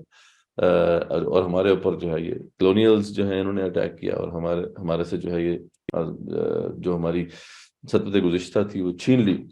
اور پھر اب جو ان کا حال تھا کہ رومنز اوپر تھے اور یہ ان کے ماتحت پپٹس تھے، یعنی پپٹس حکومت تھی جو کہ اپنے پاس ان کے پاس کوئی اختیار نہیں تھا. مطلب یہ لوگ جو تھے صرف ایک طرح سے سمجھ لیں کہ رپورٹ کر رہے ہوتے تھے اپنے آقاؤں کو. تو سیم آج ہمارا معاملہ وہی ہے. یعنی آپ اصل میں ہمایا تھا نا کہ تمہاری اور ان کی تاریخ کا ایسا زبردست مسئلہ ہوگا جیسے میں دو جوتیاں برابر ہیں، یعنی تمہارے اوپر وہ تمام حالات آ کے رہیں گے جو ان کے اوپر آئے تھے. یہاں تک کہ جیسے میری دو جوتیاں برابر ہیں ویسے تمہارا جو ہے معاملہ برابر ہوگا. یہاں تک کہ آپ نے اس پہ مزید وضاحت فرمائی کہ ان میں سے اگر کوئی ایسا بدبخت پیدا ہوگا جو اپنی ماں سے ہم بستری کرے گا تو تم میں سے بھی ایسا کوئی بدبخت پیدا ہو کے رہے گا جو اپنی ماں سے ہم بستری کرے گا. یہ وہ حدیث ہے جو عبداللہ بن عمر سے مروی ہے، اور اس میں آپ نے فرمایا تھا کہ لَأْتِيَنَّ عَلَىٰ أُمَّتِي مَا أَتَىٰ عَلَىٰ بَنِي إِسْرَائِيلَ حَسْبَ النَّعْلِ بِالنَّعْلِ. اور اس میں آگے وہ فرماتے ہیں کہ حَتَّىٰ لَوْ كَانَ فِيهِ مَن يَأْتِي أُمَّهُ عَلَانِيَةً لَكَانَ فِي أُمَّتِي مَن يَفْعَلُ ذَٰلِكَ. یعنی کوئی ایسا شخص تم میں بھی بربد پیدا ہو کے رہے گا جو کہ اپنی ماں کے ساتھ زنا کرے گا. تو یہ جو ہے بالکل آپ کو ایک واضح طور پہ مماثلت نظر آتی ہے. اور اب بس فرق صرف یہ ہے کہ ان کا ٹائٹس آ گیا تھا، ہمارا ابھی ٹائٹس شاید آنا ہے. باقی تو ہمارے اوپر پپٹس بیٹھے ہوئے. ہمارے علماء کا بھی وہی حال ہے جو ان کے علماء کا تھا، باقی ہماری سوسائٹی کا بھی وہی حال ہے جو ان کی سوسائٹی کا تھا. تو واقعی آپ ان کی بات ہو بہت درست ہے. تو ہم اگر غور سے دیکھیں تو ہمارا جو ٹائم ہے وہ عیسیٰ اسلام کے ٹائم سے کافی حد تک مماثلت رکھتا ہے کہ جس کانٹیکسٹ میں عیسیٰ اسلام مبعوث ہوئے ہیں شاید ہمیں ان سے بہت کچھ سیکھنا ہوگا. تو عیسیٰ اسلام کی جو سوانح ہے اس کو پڑھنا چاہیے. بائبل جو برناباس کی بائبل برناباس اس کو پڑھنا چاہیے ہمیں، کیونکہ وہ سب سے مستند بائبل ہے. اور برناباس واحد حواری ہیں جن سے یہ بائبل منسوب ہے. باقی جتنی بائبلز ہیں وہ حواریوں نے نہیں لکھی ہیں، وہ تو پتہ نہیں وہ بعد میں لکھی گئی ہیں اور وہ لوگ بھی مجہول ہیں. دوسرا ہے کہ ہسٹوریکل ویو آف جیزس کو ضرور پڑھیں. اس میں جی وہ انشاءاللہ اس کی اردو میں بھی اویلیبل ہے اور انگلش بھی اویلیبل ہے، دونوں مل جائیں گے انشاءاللہ. تو اب یہ جو دوسری چیز جو ہمیں پڑھنی چاہیے عیسیٰ علیہ السلام کے بارے میں وہ ان کا ہسٹوریکل ویو ہے. ہسٹوریکل ویو آف جیزس جو ہے یہ آپ کو بہت سی کتابیں اس میں مل جائیں گی. یعنی کہ تاریخی اعتبار سے عیسیٰ علیہ السلام کون تھے. یعنی ایک تو ببلیکل ویو ہے نا، ببلیکل ویو تو بالکل پڑھنے کے فائدہ نہیں کیونکہ وہ صحیح ہے ہی نہیں. لیکن جو ہسٹوریکل ویو ہے اس میں برحال zealot the life and times of Jesus of Nazareth, یہ رضا اذلان ہے، مسلمان ہیں، امریکن ہیں، اور ان کی کتاب بیسٹ سیلر تھی. اس کو اگر ہم پڑھ لیں تو بڑی حد تک ہمیں پتہ چلتا ہے کہ ایکچولی عیسیٰ علیہ السلام کون تھے اور کیا کیا تھا انہوں نے. خیر یہ ٹائٹس رومی کا وہ جو حملہ تھا اس کی ڈپکشن ہے کہ جس طرح اس نے پورے یروشلم کو تباہ کر دیا اور پورا جو علاقہ تھا اس کو اپنے قبضے میں لے لیا. تو یہ پوری ایک تاریخ ہے جو ہمارے سامنے ہے بنی اسرائیل کی، ہم نے تفصیل سے دیکھ لیا. اب اس کے بعد بس ایک اور بڑا تفصیلی واقعہ ہے جس کو ظاہر بات ہے جب ہم قصص کا ذکر کر رہے ہیں تو بہرحال یہ ایسا واقعہ ہے جس کو ہمیں ضرور دیکھنا چاہیے، اور وہ یوسف علیہ السلام کا واقعہ ہے. اللہ تعالیٰ نے اس قصے کو احسن القصص قرار دیا ہے. تو بہرحال یہ زمانہ جو ہے جس زمانے میں یہ صورت نازل ہوئی ہے 10 سے 13 نبی کا زمانہ ہے. اور اس وقت بیسیکلی ایک طرح سے یہ پیغام دیا گیا اس صورت کے ذریعے سے کہ دیکھو اللہ تعالیٰ کی قدرت آخر کا غالب آ کے رہتی ہے. چاہے اللہ کے جو اللہ کے دشمن ہیں وہ کتنی ہی پلاننگ کر لیں وہ پلاننگ کامیاب نہیں ہوتی. یعنی دیکھیں جیسے انہوں نے یوسف علیہ السلام کو ان کے بھائیوں نے پھینکنے کی کوشش کی کنویں میں کہ چلو یہاں پہ کوئی قافلہ ان کو لے جائے گا اور بیچ دے گا، لیکن ایک طرح سے وہ کیا کر رہے تھے، وہ اللہ تعالیٰ کے پلان پہ عمل پیرا ہو رہے تھے. اور اللہ کا پلان یہ تھا کہ اللہ نے یوسف علیہ السلام کو وہ مقام ادا کرنا تھا، ان کو بادشاہ بنانا تھا. تو اس طریقے سے جو رسول اکرم صلی اللہ علیہ وسلم کے رشتہ دار تھے انہوں نے بھی ایسا کیا. ان کا بھی پلان یہ تھا کہ وہ ان کو جو ہے یہاں سے بے دخل کر دیں گے، لیکن ایکچولی تو اللہ کے پلان پر وہ کام کر رہے تھے. جیسے یوسف علیہ السلام کو جب ان کے بھائیوں نے وہاں سے نکالا تو ان کو مصر میں تمکن نصیب ہوا، اور مصر میں ان کو ایک طرح سے ان کے راستے کھل گئے حکومت کے طرف جانے کے۔ ایسے ہی معاملہ رسول اکرم صلی اللہ علیہ وسلم کے ساتھ بھی ہے کہ جب ان کو مدینہ کی طرف بھیجا گیا تو وہاں سے ان کے راستے کھل گئے، اور وہ وہاں پہ ایک تو حاکم بن گئے، اور ایک طرح سے مسلمان جو ہے ایک بڑی قوت کے طور پہ اسٹیبلش ہوئے۔ تو یہ یعنی اس پوری صورت میں یہ ایک تو بڑا واضح پیغام ہے کہ اللہ ہی قدرت آخرکار غالب ہو کے رہتی ہے، آپ جو بھی کر لو آپ کچھ کر نہیں سکتے اس کے خلاف۔ دوسرا یہ کہ اس میں اچھے اور برے کرداروں کا ذکر ہے، اور ان کے اچھے اور برے نتائج، یعنی اچھے اعمال کے اچھے نتائج، برے اعمال کے برے نتائج، اس حوالے سے جو ہے یہ صورت بڑی امپورٹنٹ ہے۔ کئی اس میں کریکٹرز ہیں، یعقوب علیہ السلام ہیں، یوسف ہیں، رسول اکرم صلی اللہ علیہ وسلم کا بھی ذکر ضمن ہے، پھر یوسف علیہ السلام کے بھائی ہیں ان کا کنڈکٹ ہے، عزیز مصر ہے اس کی بیوی ہے زلیخا، اس کا ایک کنڈکٹ ہے، وہاں کی عورتوں کا کردار ہے۔ تو ان سب کرداروں کو جو ہے واضح کیا گیا ہے، ان کے اچھے برے اثرات کو واضح کیا گیا ہے۔ تو یہ بھی واضح کیا گیا ہے کہ ایک شخص اپنے کریکٹر کی اسٹرینگتھ سے ایک سوسائٹی پہ غالب آ سکتا ہے۔ دیکھتے ہیں کہ ایک وہ تنہا وہاں پہ پہنچے، ایک غلام کی حیثیت سے وہاں پہ پہنچے، لیکن اپنا کریکٹر کی اسٹرینگتھ کی وجہ سے وہ دیکھیں کہ ایک وقت وہاں پہ وہ حاکم بن گئے۔ تو پہلے پوچھو اس سے، پہلے وہ کلیئر ہوگا میرا، پھر یعنی کریکٹر کی اسٹرینگتھ یہ ہوتی ہے کہ میرے اوپر کوئی داغ باقی نہ رہے۔ تو یعنی اسی چیز نے ان کو وہاں تک پہنچا دی، اور کچھ بھی نہیں تھا ان کے پاس، یعنی بیار و مددگار اور کوئی سٹیٹس نہیں ہے، کوئی مطلب مقام نہیں ہے، لیکن ایک چیز ہے، کردار کی پختگی۔ تو کردار کی پختگی کس طریقے سے انسان کو بلندی تک پہنچاتی ہے، یہ اس صورت کا اہم پیغام ہے۔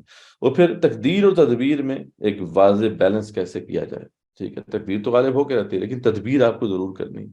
تو یہ سارے اس کے بڑے اہم لیسنز ہیں۔ خیر یوسف علیہ السلام جو تھے یہ حضرت یعقوب علیہ السلام کے بیٹے تھے، حضرت یعقوب علیہ السلام جو تھے وہ حضرت اسحاق علیہ السلام کے بیٹے تھے، اور اسحاق جو تھے وہ ابراہیم علیہ السلام کے بیٹے تھے۔ یعقوب علیہ السلام جو تھے ان کے 12 بیٹے تھے، 10 جو تھے وہ دوسری بیوی سے تھے، لیکن 2 جو تھے وہ ایک بیوی سے تھے، اور جس بیوی سے یوسف علیہ السلام سے انہی سے پھر ایک اور بھی بیٹے تھے بنیامین۔ تو ان کی بس آپس میں کوئی چلتی رہتی تھی وہ چپکلش، وہ پسند نہیں کرتے تھے ان دونوں بھائیوں کو، وہ باقی جو 10 تھے، تو اس لیے بس وہ سلسلہ چلتا رہتا تھا کہ جس سے پھر یہ سارا واقعہ جو ہے شروع ہوتا ہے۔ خیر یہ جو زمانہ بنتا ہے 1906 BC کا زمانہ بنتا ہے، یعنی عیسیٰ علیہ السلام سے 2000 سال پہلے کا یہ زمانہ ہے۔ یہ وہ زمانہ تھا جب یہاں پر جو تھے فرعون نہیں تھے اس وقت، ہیکسوس کنگز موجود تھے۔ ہیکسوس کنگز یہ چرواہے بادشاہ کہلاتے ہیں، یعنی یہ بیسیکلی عربی نسل تھے لیکن وہاں آ کے یہ آباد ہو گئے تھے۔ تقریباً 2000 BC کے زمانے میں یہاں پہ آئے ہیں، اور یہاں پہ ایک طرح سے حکومت انہوں نے حاصل کی ہے، اور پھر 1500 BC تک، یعنی 500 سال تک ان کی حکومت ہے۔ لیکن اس میں بھی بڑا جو عرصہ ہے بیسیکلی وہ بنی اسرائیل کی حکومت رہی ہے ایک طرح سے، کیونکہ یوسف علیہ السلام جو تھے وہ انہوں نے اپنے بھائیوں کو یہاں پہ بلا لیا تھا، اور بعد میں پھر انہی کو جو ہے ایک طرح سے وہاں پہ کردار ملا۔ ہاں جی، انبیاء بھی تھے اس میں۔ اس دوران کا جو یہ جو واقعہ یہ ایرا ہے، اس دوران ان کے درمیان انبیاء بھی آئے، اور اللہ تعالیٰ نے ان کو بہت بڑی حکومت عطا کی تھی۔ اس کا ذکر جو ہے سورہ مائدہ میں ہے۔ اللہ فرماتے ہیں نا کہ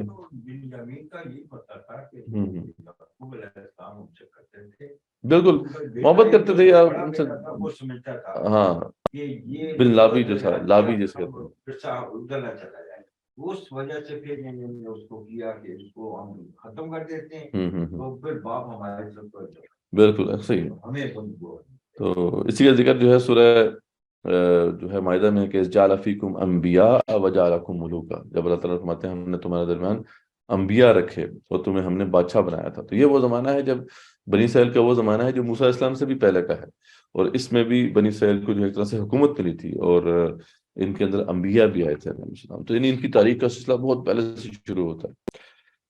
خیر اس کے بعد دوبارہ سے جیسے ہوتا ہے کہ وہ جو لوکل وہاں کی پاپولیشن تھی انہوں نے ریبولٹ کیا، اور پھر جو ہے وہ جو فرعون تھے وہ دوبارہ سے غالب آ گئے، یعنی قبطی نسل جو تھے وہ دوبارہ سے غالب ہو گئے، اور یہی پھر جو ہے فرعونی جو تھے پھر غالب آ گئے تھے۔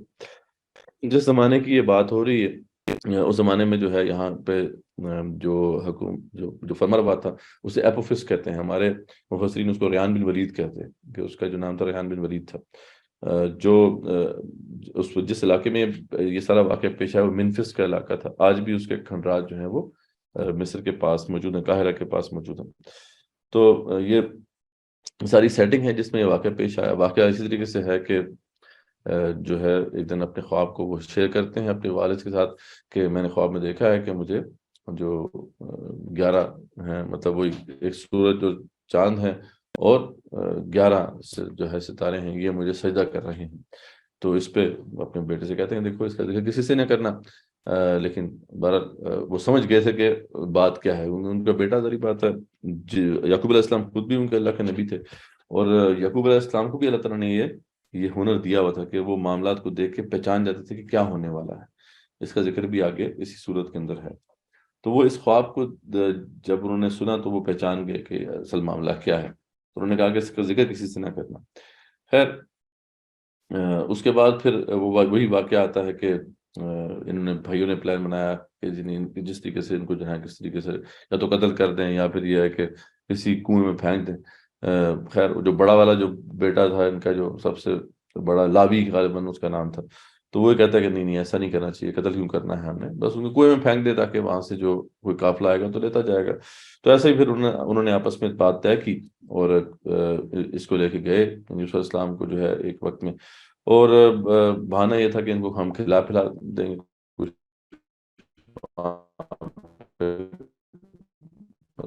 تھوڑا سا محسوس کروا دیں گے. لیکن یہ کہ پلان یہ تھا کہ وہاں پہ کنویں میں پھینک کے آ جائیں گے اور یہاں پہ آ کے بتا دیں گے کہ اپنے باپ کو کہ بھئی بھیڑیا کھا گیا. تو ایسے ہی انہوں نے کیا, وہ کہ ان کے والد نے قبول نہیں کیا, ان کی بات کا اعتبار نہیں کیا. لیکن یہ کہ وہ تو خون لگا کے لائے تھے, لیکن یعقوب علیہ السلام نے اسے ایکسیپٹ نہیں کیا تھا, اور ایسے ہی بس انہوں نے بنا دیا تھا. خیر یوسف علیہ السلام جو تھے ان کو انہوں نے جیسے ان کا پلان تھا کنویں میں ڈال دیا. اس دوران پھر جو ہے ایک جا رہا تھا قافلہ مصر کی طرف, تو راستے میں جو ہے انہوں نے ڈول ڈالا تو موسیٰ علیہ السلام وہاں سے نکل آئے, یوسف علیہ السلام وہاں سے نکل آئے. اور پھر اس کے بعد انہوں نے دیکھا کہ بڑے خوبصورت ہیں, ان کا یہ ہمارے لیے بڑے ایسٹ ہو جائیں گے. وہاں جا کے انہوں نے وہاں کے بازار میں بیچ دیا, اور جو خریدنے والے تھے وہ عزیز مصر تھے. ٹھیک ہے جی, وہ ہاں قیمت بڑی کم لگی تھی.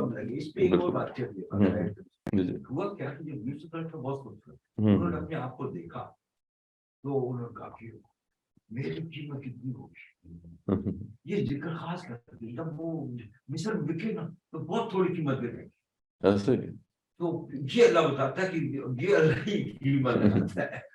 تو خیر وہ عزیز مصر جو تھا وہ اس نے اسے خریدا, یوسف علیہ السلام کو خرید لیا, اور اسی کی بیوی پھر زلیخا تھی, اور اس کے گھر میں پھر رہنا شروع کر دیا.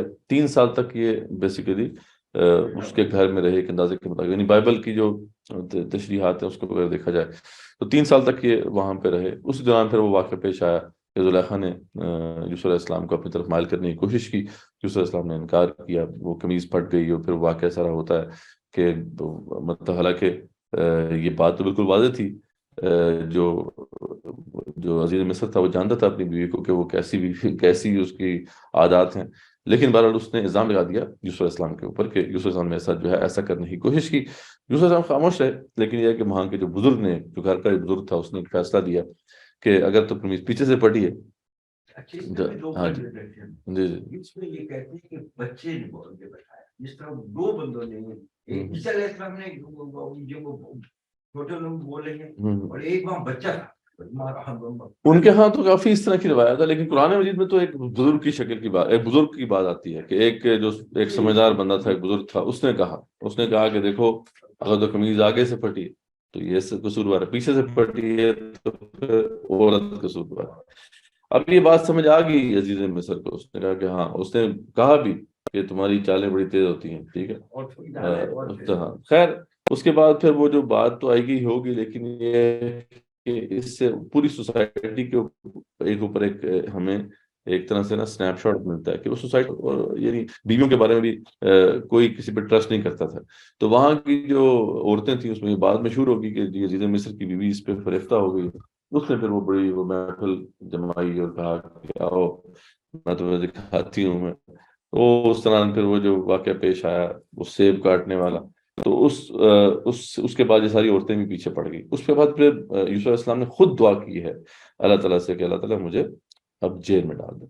یہ جو پھر واقعہ جیل میں پیش آیا ہے، یہ ایک طرح سے پوری یعنی پورے سورہ یوسف کی ایک طرح سے جان ہے، اس کے بالکل سینٹر میں یہ واقعہ موجود ہے، جس میں پھر وہ اپنے جیل کے ساتھیوں کو یہ دعوت دیتے ہیں، دعوت حق دیتے ہیں۔ یعنی یہ تقریباً اب 9 سال کے قریب جو ہے یہ جیل، 9 سے 10 سال جو ہے یہ جیل میں رہے، اور اسی دوران جو ہے لگتا ہے ایسے جیسے کہ ان کا جو رسالت کا جو کام ہے وہ شروع ہو گیا تھا، یعنی نبوت صحیح طریقے سے ان کو مل گئی تھی، اور کار نبوت جو ہے اس کے اوپر وہ ایک طرح سے کاربند ہو گئے تھے۔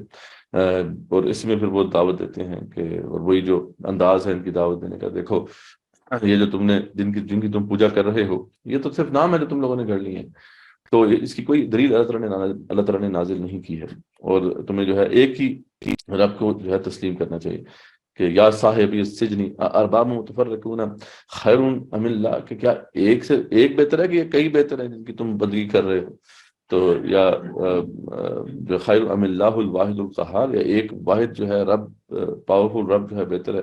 ما تعبدون من دونہ الا اسماء سمیتموہا، یہ تم جن کی بھی پوجا کر رہے ہو وہ کیا ہے، نام ہی جو ہیں جو تم لوگوں نے ٹھہر دیے ہیں تم نے اور تمہارے آباء و اجداد نے، انتم وآباؤکم ما انزل اللہ بہا من سلطان، رب نے کوئی بھی، اللہ تعالیٰ نے کوئی بھی اس پہ دلیل نازل نہیں کی ہے۔ ان الحکم الا اللہ، دیکھو حکم صرف اللہ کا چلتا ہے، اور امر اللہ تعبد الا اياه، اور اسی کا حکم ہے کہ اس کے علاوہ کسی کی بندگی نہ ہو، ذالک الدین القیم، یہی سیدھا دین ہے، ولکن اکثر الناس لا يعلمون، اکثر لوگ جو ہے اس بات کو نہیں جانتے۔ تو بڑی جامع انداز میں بہت کم وقت میں، ان کے ابھی وہ ابھی کھانا سرو ہونے والا تھا، اور انہوں نے کہا کہ تھوڑا کھانا سرو جب تک ہو جائے میں آپ کو یہ ہے دعوت دے دیتا ہوں۔ پر ان کی ایک غرض تھی، وہ کچھ پوچھنا چاہ رہے تھے، وہ دونوں خواب کی تعبیر پوچھنے کے لیے آئے تھے، وہ خواب کی تعبیر بھی انہوں نے بتا دی، لیکن اس سے پہلے جو ہے ان کو دعوت دی۔ اس کے بعد پھر کافی عرصے وہ جیل میں رہے، اور جو ایک بندہ جس کے بارے میں ان کو پتا تھا کہ بچ جائے گا، اس نے خواب کی تعبیر ایسی بتائی تھی کہ مجھے خواب میں آیا کہ میں جو ہے بادشاہ کو شراب پلا رہا ہوں، تو اس پہ جو ہے انہوں نے بتا دیا تھا کہ تم بچ جاؤ گے اور تم پھر معمور ہو جاؤ گے بادشاہ کو شراب پلانے پر۔ تو اس کو بتا دیا تھا انہوں نے کہ دیکھو بادشاہ سے میرا ذکر کر دینا، لیکن اس نے کیا ہی نہیں ذکر۔ وہ تو پھر کافی عرصہ گزر گیا جب، تو پھر بادشاہ کو ایک بڑا کرائسس درپیش ہوا کہ وہاں پہ اب کیا جو ہے وہ اس کو خواب آیا کہ جی ایک جناب وہ 7 دبلی پتلی گائیں ہیں اور 7 موٹی گائیں ہیں، ان کو کھا رہی ہیں، اور 7 جو ہے نا بالیاں ہیں گندم کی، وہ سوکھی ہوئی ہیں، 7 جو ہیں وہ ہری ہیں۔ تو اس طرح کر کے اس سے کوئی خواب آیا، تو اس نے تعبیر پوچھی، جو اس کے درباری تھے انہوں نے تو کوئی خاص اس کی تعبیر نہیں دی، انہوں نے کہا جی ایسی آپ کے الٹے سیدھے خواب ہے، چھوڑیں اس کو۔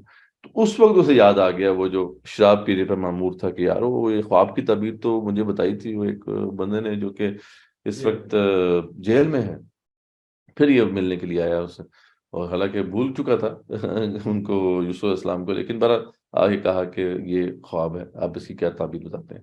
انہوں نے پھر پوری، یہ تو سمجھ گئے کہ یہ تعبیر حدیث جانتے تھے، انہوں نے پورا خواب بتا دیا، خواب کی تعبیر بتا دی کہ اس طریقے سے تمہیں 7 سال ہرے آئیں گے، 7 سال پھر جو ہے قید سالی کے آئیں گے، اور اس طریقے سے تم نے پلاننگ کرنی ہے، مطلب پورا پلان بھی دے دیا۔ اور یہ جب جا کے سارا جو معاملہ ہے اس نے بتایا ہے بادشاہ کو، تو بادشاہ حیران رہ گیا کہ یہ تو بہت ہی حکیم انسان ہے جو یہاں پہ پڑا ہوا ہے، اور وہ پھر ان کو بلا بھیجتا ہے۔ اس وقت یہ کہتے ہیں کہ نہیں میں ایسے نہیں نکلوں گا، پہلے وہ جو عورتوں والا مسئلہ ہے وہ پہلے حل کریں۔ اس کا مطلب ہے کہ وہ بات اتنی وائرل تھی، یعنی آج کل کے زمانے میں کہ وہ سب کو پتا تھا کہ یہ عورتوں والا مسئلہ کیا ہے۔ تو خیر وہ پھر سارا معاملہ سامنے آتا ہے، زلیخا بھی مانتی ہے کہ بالکل میں نے ایسی حرکت کی تھی، اور عورتیں بھی مان جاتی ہیں کہ ہم نے اس کو پلانے پھسانے کی کوشش کی تھی، یہ تو بہت نیک ہے۔ اور اس طریقے سے پھر جو ہے ان کو ایک خاص مقام نصیب ہوتا ہے۔ وہیں پہ پھر وہ کہتے ہیں کہ دیکھیں مجھے ایسا کریں کہ خزائن الارض پہ اس پہ مامور کر دیں، مجھے وزیر خزانہ بنا دیں، خود وہ کہتے ہیں، اور میں اس کے لیے جو ہے علیم بھی ہوں اور حفیظ بھی ہوں، یعنی میں نالجبل بھی ہوں اور میں محافظ بھی کرنے والا ہوں، حفاظت بھی کرنے والا ہوں۔ خیر اس کو وہاں پہ ان کو ایک مقام مل گیا۔ اس کے بعد کچھ ایسا گزرنے کے بعد یہ مفسرین یہ کہتے ہیں کہ وہ بادشاہ جو تھا کافی بوڑھا ہو گیا تھا، اور ویسے بھی اب اس کی حیثیت سیریمونیل رہ گئی تھی، جیسے پرائم منسٹر ہوتا ہے نا، جیسے برٹن کے اندر پرائم منسٹر ہے تو کوئین بھی ہے، کوئین کی حیثیت سیریمونیل ہے، تو بادشاہ جو تھا اس وقت اس کی حیثیت سیریمونیل ہو گئی تھی، اور یہ جو تھے نا وزیر اعظم بن چکے تھے اس علاقے کے، اور اس لحاظ سے ایک طرح سے پوری پاور جو تھی وہ انہیں کے پاس آ چکی تھی۔ تو یہ پھر بعد میں ہوا، یہی وہ زمانہ ہے کہ جب ان کے بھائی آتے ہیں، اس زمانے جب قحط پڑا ہے تو پھر ان کے بھائی آتے ہیں ان کے پاس غلہ لینے کے لیے، یہ پہچان جاتے ہیں انہیں، ٹھیک ہے، اور کہتے ہیں بنیامین کو لے کے آنا. وہ بنیامین کو جب لے کے آتے ہیں ان کو پھر ایک بہانے سے اپنے ساتھ رکھنے کی کوشش کرتے ہیں، وہ سارا واقعہ ہے. اور پھر جو ہے بنیامین کو بھی اپنے پاس رکھ لیتے ہیں ایک طرح سے، وہ ایک انہوں نے تعویل کی تھی، وہ بھی بڑا انٹرسٹنگ واقعہ ہے. اپنے پاس رکھ لیتے ہیں اور یہ لوگ وہاں پہ چلے جاتے ہیں اپنے باپ کے پاس کے، دیکھیں وہ بنیامین جو ہے وہ بھی ہم سے پیچھے رہ گیا. ان کے باپ کہتے ہیں تم نے پہلے بھی ایسے ہی کیا تھا یوسف کے ساتھ، تم نے جو ہے ایسے ہی کیا ہوگا. لیکن وہ کہتے ہیں کہ اس دفعہ اس دفعہ تو سچے ہیں کہ بالکل وہ ہم نے تو کچھ نہیں کیا ایسی بات، لیکن اس نے چوری کی ہے، اس وجہ سے اس کو رکھ لیا انہوں نے بادشاہ نے. تو اس پہ پھر جو ہے پھر وہ سارا معاملہ پھر انفولڈ ہوتا ہے کہ پھر یوسف علیہ السلام جو ہے واپس بلا لیتے ہیں اپنے والد کو بھی، اور یہ سارے کے سارے اکٹھے ہو جاتے ہیں. اور جیسے ہی یہ وہاں پہ آتے ہیں تو یہ پھر وہ کہتے ہیں کہ دیکھو آج میں تم سے کوئی باز پرس نہیں کرتا.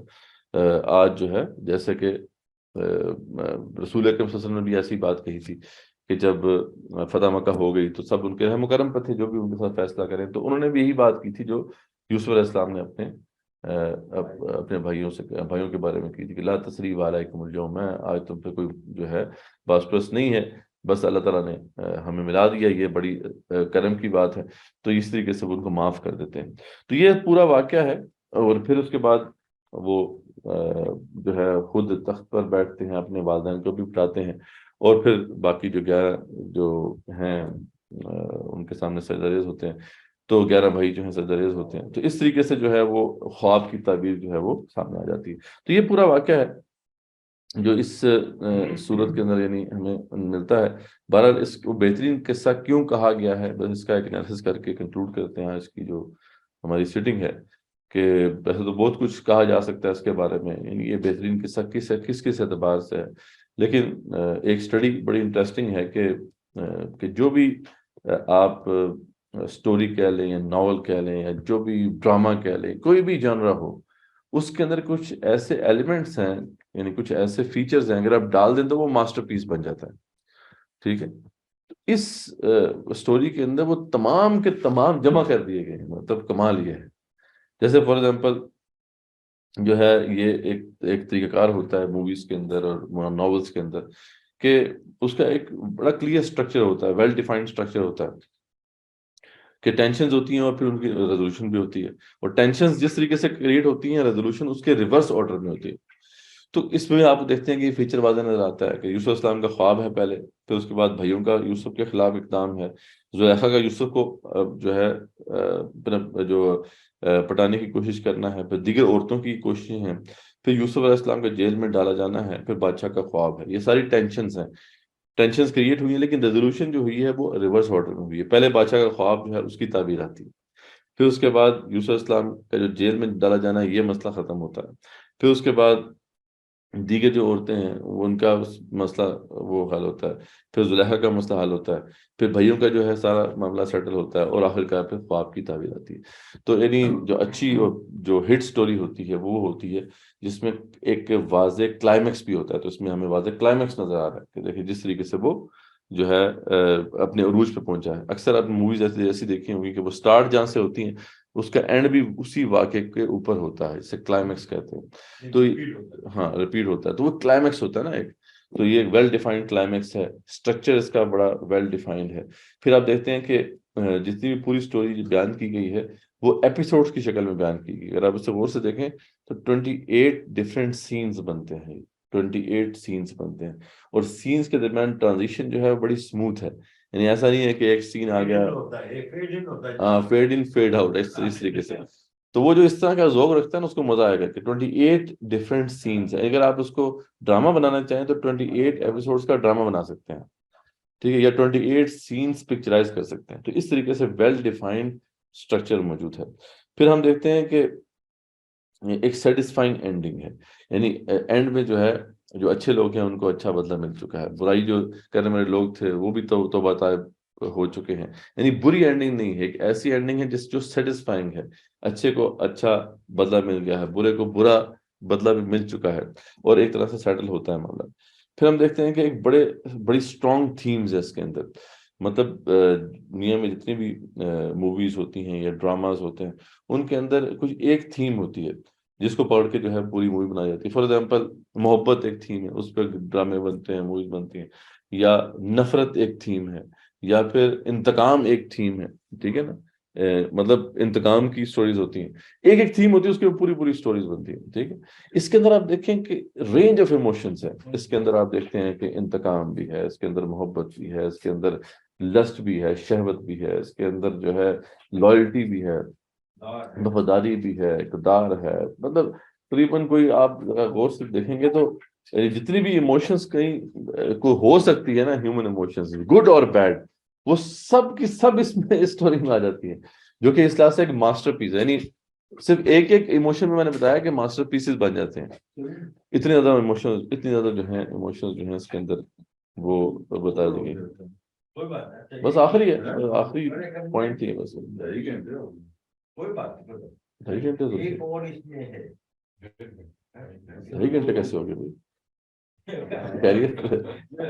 وہ بھی ہے, دوسرا اپنا دو سوال بھی ہیں اس میں. اچھا اس طرح تو وہ بس وہ آخری پوائنٹ 1 منٹ مجھے دے دے تو میں کنکلوڈ کر رہا ہوں. ہاں جی, اس میں اینڈ میں فاطر السماوات والارض صورت ہے, آخر میں دعا ہے, اور تو نے مجھے اللہ یہ خواب کا علم دیا. بالکل ہے یہ بہت بڑا ہے. ایسے ہی جو لوگوں کو اقتدار ملا تھا وہ اس یہ بہت کامل دعا ہے. صحیح بات. یہ ایک ایسی کامل دعا ہے جس میں فاطر السماوات پیدا کرنے والے خالق آسمان اور زمین مجھے بہت کرم کیا. بالکل, یعنی جو انہوں نے دعا کی ہے بڑی خوبصورت دعا ہے, اور یہ ایک اس پہ اگین یہ تو اتنی بڑی صورت ہے کہ اس پہ بہت کچھ کہا جا سکتا ہے, تو ہم نے سمجھی دی ہے. تو خیر یہ سارے فیچرز بھی اس کے اندر ہمیں نظر آتے ہیں, اور بھی بہت سے اعتبارات سے ہم اسے آسن القصص کہہ سکتے ہیں. یعنی یہ تو اللہ نے جب کہہ دیا تو پھر اس کے تو علم و حکمت کے پھر ایک سمجھے خزانے ہیں جو چھپے ہوئے ہیں. خیر اب آخری بات یہ ہے کہ یہ سارے قصے کیوں بیان کیے جا رہے ہیں, یہ امپورٹنٹ ہے. قصص الانبیاء جو ہے علیہ السلام صرف اس لیے نہیں بیان کیے جا رہے کہ ہم بس اسے محظوظ ہوں اور بس ایک ہسٹری جو ہے ہمارے سامنے آ جائے, بلکہ سورہ ہود میں اللہ تعالیٰ اس کو واضح فرماتے ہیں کہ بالکل نقص والا کہ میں رسول, یہ جو ہم آپ کو رسولوں کے واقع سنا رہے ہیں ان کا کیا مقصد ہے. ان کا سب سے پہلا مقصد ہے کہ مَا نُثَبِّتُ بِهِ فُؤَادَكَ, کہ آپ کا دل اس کام پہ جم جائے. یعنی جو کار رسالت کی ذمہ داری ادا کرنے کے لیے کھڑا ہوگا اس کے لیے یہ قصے جو ہے ایک طرح سے مرہم کا کام کریں گے, کیونکہ اس کو نظر آئے گا کہ جب میں کام کر رہا ہوں رزلٹ نہیں نکل رہا, مجھے ہر جگہ پہ جو ہے مشکلات کا سامنا ہے, تو یہ جو مجھ سے پہلے اتنے بڑے بڑے انبیاء آئے تھے علیہ السلام, اتنے بڑے بڑے رسول آئے تھے علیہ السلام, تو ان کو بھی تو مشکلات کا سامنا کرنا پڑا تھا. تو مجھے تو 8-9 دن ہوئے ہیں, وہ نوح علیہ السلام نے 950 سال دعوت دی تھی, تب بھی ان کے ساتھ 70-80 بندے آئے. وہ ابراہیم علیہ السلام کے ساتھ تو بندہ ہی کوئی نہیں آیا, ان کا اپنا خالی بھتیجا تھا لوط علیہ السلام. تو یہ ہاں, تو یہ کیا ہے کہ آپ کے دل کو جما دے گی بات. تو اس لیے سب پہلا مقصد ان قصوں کو سنانے کا یہ ہے کہ آپ کا دل اس راہ میں ڈٹ جائے, جم جائے. اور پھر وجاءک فی ھذہ الحق, اور حق بات بھی سامنے آ جائے. دوسرا مقصد یہ ہے کہ جو اصل واقعہ ہے وہ آپ کے سامنے آ جائے کہ ہوا کیا تھا, کیونکہ جو اہل کتاب نے تو بہت تعریفات کر دی, اصل واقعی اب ہمیں سمجھ نہیں آتا کیا ہے. ایون کہ یہ والا واقعی دیکھتے ہیں یوسف علیہ السلام کا, اس میں جگہ جگہ پہ جو انہوں نے واقعہ بیان کیا ہے, جگہ جگہ پہ یوسف علیہ السلام کو جو ہے ایک طرح سے حقیر کیا ہے.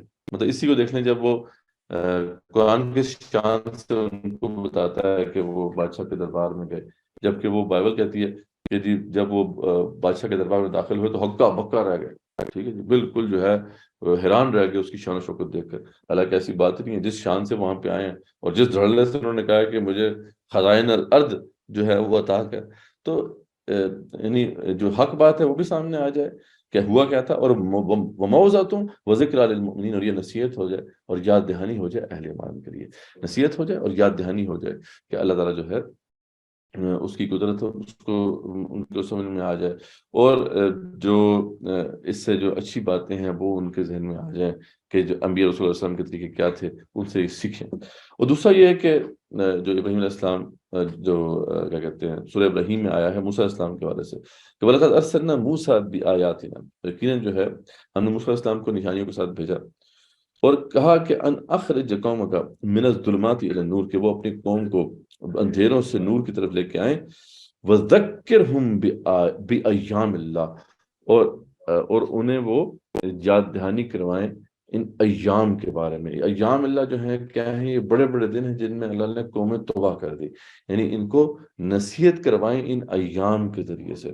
تو ایک بڑا مقصد یہ ہے کہ ان قوموں کے واقعہ سے عبرت دلانا کہ دیکھو تم نے اگر نہیں مانی بات تو پھر تمہارا بھی ویسے ہی حشر ہوگا جیسے کہ ان قوموں کا ہوا. تو ایک تو انذار ہے اس کے ذریعے سے کہ تمہیں جو ہے نہیں چھوڑے گا اللہ تعالیٰ, اور دوسرا یہ ہے کہ اہل ایمان کی ہمت بڑھانے کے لیے یہ جو ہے واقع سنائے گئے ہیں. تو یہ دو بڑے جو ہے مقاصد ہیں, اور بھی اس میں بہت سے پہلو ہیں, لیکن یہ دو جو ہیں مقاصد خاص طور پہ جو ہے پرومننٹ آپ کو نظر آتے ہیں اور اللہ نے بیان بھی کرتی ہیں. تو الحمدللہ جی ہم نے جو ہے یہ کورس کمپلیٹ کیا. جو ہمارا پلان تھا کہ جو مکی دور کا جو قرآن ہے وہ کافی حد تک ہم کوشش کریں گے کور کریں, اس میں بڑے بڑے ٹاپکس ہم نے کور کیے, اور آج الحمدللہ کافی حد تک ہم نے مکی دور کا جو قرآن ہے اس کا احاطہ کیا ہے. انشاءاللہ اب رمضان ہے, رمضان میں تو پھر جو مصروفیات ہیں وہ رہیں گی. دورہ قرآن جو ہے اس کا سلسلہ چل رہا ہے. روزانہ صبح جو ہے کتنے بجے کا ہو رہا ہے؟ 6:30 سے لے کر 6:30 سے 8:30 جو ہے یہ 5 نمبر گلی میں جو ہے یہ چل رہا ہے دورہ قرآن. پروفیسر صاحب کروا رہے ہیں. باقی ایک جو ہے جو میرا سیشن ہے وہ تو شروع ہو گیا ہے آج جو نیشنل لا کالج میں. خیر وہ ریکارڈ ہو رہا ہے, وہ بعد میں جو ہے لائیو ہو جائے گا اویلیبل ویب سائٹ کے اوپر. وہ بھی انشاءاللہ لنکس ہم آپ کو شیئر کر دیں گے. تو رمضان کی مصروفیت ہوگی. رمضان کے بعد انشاءاللہ پھر مدنی قرآن کو فوکس کریں گے, اور وہ بھی اسے انشاءاللہ کور کریں گے. جی جی جب آج کل ہم پڑھ رہے ہیں نا صبح تو ہارڈلی ہم 4-5 پڑھ. اچھا اچھا, اور اس میں آپ کو پتا ہے ٹاپک چینج ہے. سورہ بقرہ میں 4 امپورٹنٹ بات, 4 سبق دیتے ہیں. ٹھیک, جب وہ اتنے جامع مال کیسے خرچ کرنا ہے, ٹھیک ہے, اس میں ایمانیات پورے 4 اس میں, ٹھیک ہے. اس پہ یہ آئیڈیا آیا تھا کہ ہم کیوں نہ ایک ایسی کل قرآن یہاں ٹاپک چینج ہوتا ہے, کلر چینج ہو جاتا ہے, ٹھیک ہے. اس طریقے سے کلپ بنائے جائیں, ہم رہے اس طریقے سے خاص کر 4-5 منٹ کا ایک طالب کسی بھی صورت اس کو لے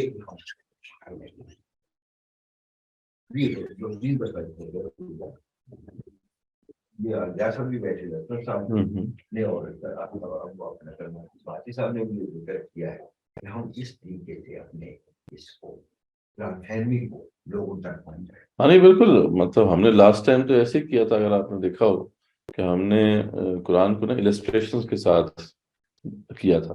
تو وہ پڑا ہوا ہمارے وہ یوٹیوب چینل کے اوپر, وہ ہم 14 پارے ہم کر پائے تھے. اب لوگوں کے پاس اتنا ٹائم نہیں ہوتا ہے پورا کریں. ہاں پورا تو ٹاپکس جو ہے ٹاپک وائز جو ہے ہمیں کرنا پڑے گا. کر کے نا بکرے کی جو 4 ٹاپک, ہاں 4 ٹاپک ہیں وہ اس کے علیحدہ ٹاپک. اگر آپ زیادہ بہتر جانتے ہیں, ہم تو بالکل ہے کہ وہ کچھ چھوٹے موٹے کلپس 5-5 منٹ کے کلپ ہو نا یار, یہ 4 بڑے جو ہے نا یہ ٹاپک. ہاں تفصیل ہو جائے وہ اتنی, اور یہ جتنے ہمارے جو پیرامیٹرس ہیں فرض کیا ہمارا ایمانیات پہ زکات کیا ہے, ٹھیک ہے, تو اس کے بعد صدقہ کیا ہے یا کوئی بھی چیز مین جو چیزیں ہاں نہیں وہ چیزیں ہم کی جا سکتی ہیں, اس پہ آپ اس کو کر کے نہیں انشاءاللہ اس پہ تو بڑا کام ہم نے کرنا ہے, اور بندے بھی بڑے 1-2 ملے ہیں ہمیں اچھے جو اس والے سے ہمیں بڑی ہیلپ کر سکتے ہیں. تو اس دفعہ اب کرتے ہیں کچھ پلان کیسے ہم کریں. دوسرا ایک اور تھا ہمارا جو ہم نے ڈسکس کیا تھا, پتہ نہیں آپ نے شیئر کیا کہ نہیں, کہ اب رمضان میں اب کیا ہم ایسا کریں کہ فار ایگزامپل اب دورہ یہ تو آپ کا صبح ہوگا آپ لوگوں کا, ٹھیک ہے, تو اگر ہم جو ہے تراویح کے بعد بس بیٹھ جائیں ہم 1 گھنٹہ مطلب پیسہ بھی ہوں صاحب جائیں ذرا گپ شپ کے ماحول میں, اور کچھ ڈسکس کریں گے. یعنی آج پہلی تراویح تھی یا پہلا جو ہمارا کور ہوا ہے اس میں کیا کیا ٹاپکس تھے, اس کے اوپر ہمیں ڈسکشن ہو, ذرا اوپن کوشچن آنسر ہو, گپ شپ لگے. تو اس طریقے سے ایک ہم نے کہا تھا کہ رمضان بیٹھک کریں. جی جی اس کا ہے کیا تراویح کے بعد اتنا سانس ہوگا, تراویح کے بعد تو سانس ہوتا ہے, تراویح کے بعد ریلیکس ہوتا ہے. رات ہوتی ہے نا بیٹھے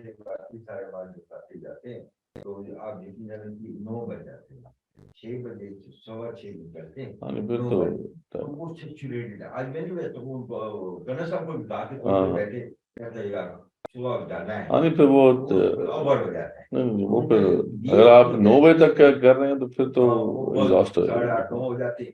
پھر پتہ کہ نیند بھی کم کر لیں گے. ہیں. کچھ کم کر لیں گے, 1.5 گھنٹہ کر لیں گے. بہرحال یہ تھا کہ اس طرح تھوڑا ڈفرینٹ کریں, مطلب مقصد یہ ہے کہ زیادہ سے زیادہ لوگوں کو جوڑیں. اصل بات جو ہے کہ ہم اپنے ساتھ تو آ رہے ہیں اور لوگوں کو کیسے ہم جوڑیں. اب ظاہر بات ہے وہ ہیوی کام رمضان میں وہ نہیں پکڑتے لوگ, تو اس میں یہ ہے کہ ہم کہہ رہے تھے چلو ایک پلان تھا, ابھی دیکھ لیں. جزاکم اللہ خیر. آپ سابق قدم سے جو ہے اس کورس میں شامل رہے, تو انشاءاللہ پھر اس میں اسٹاپ کر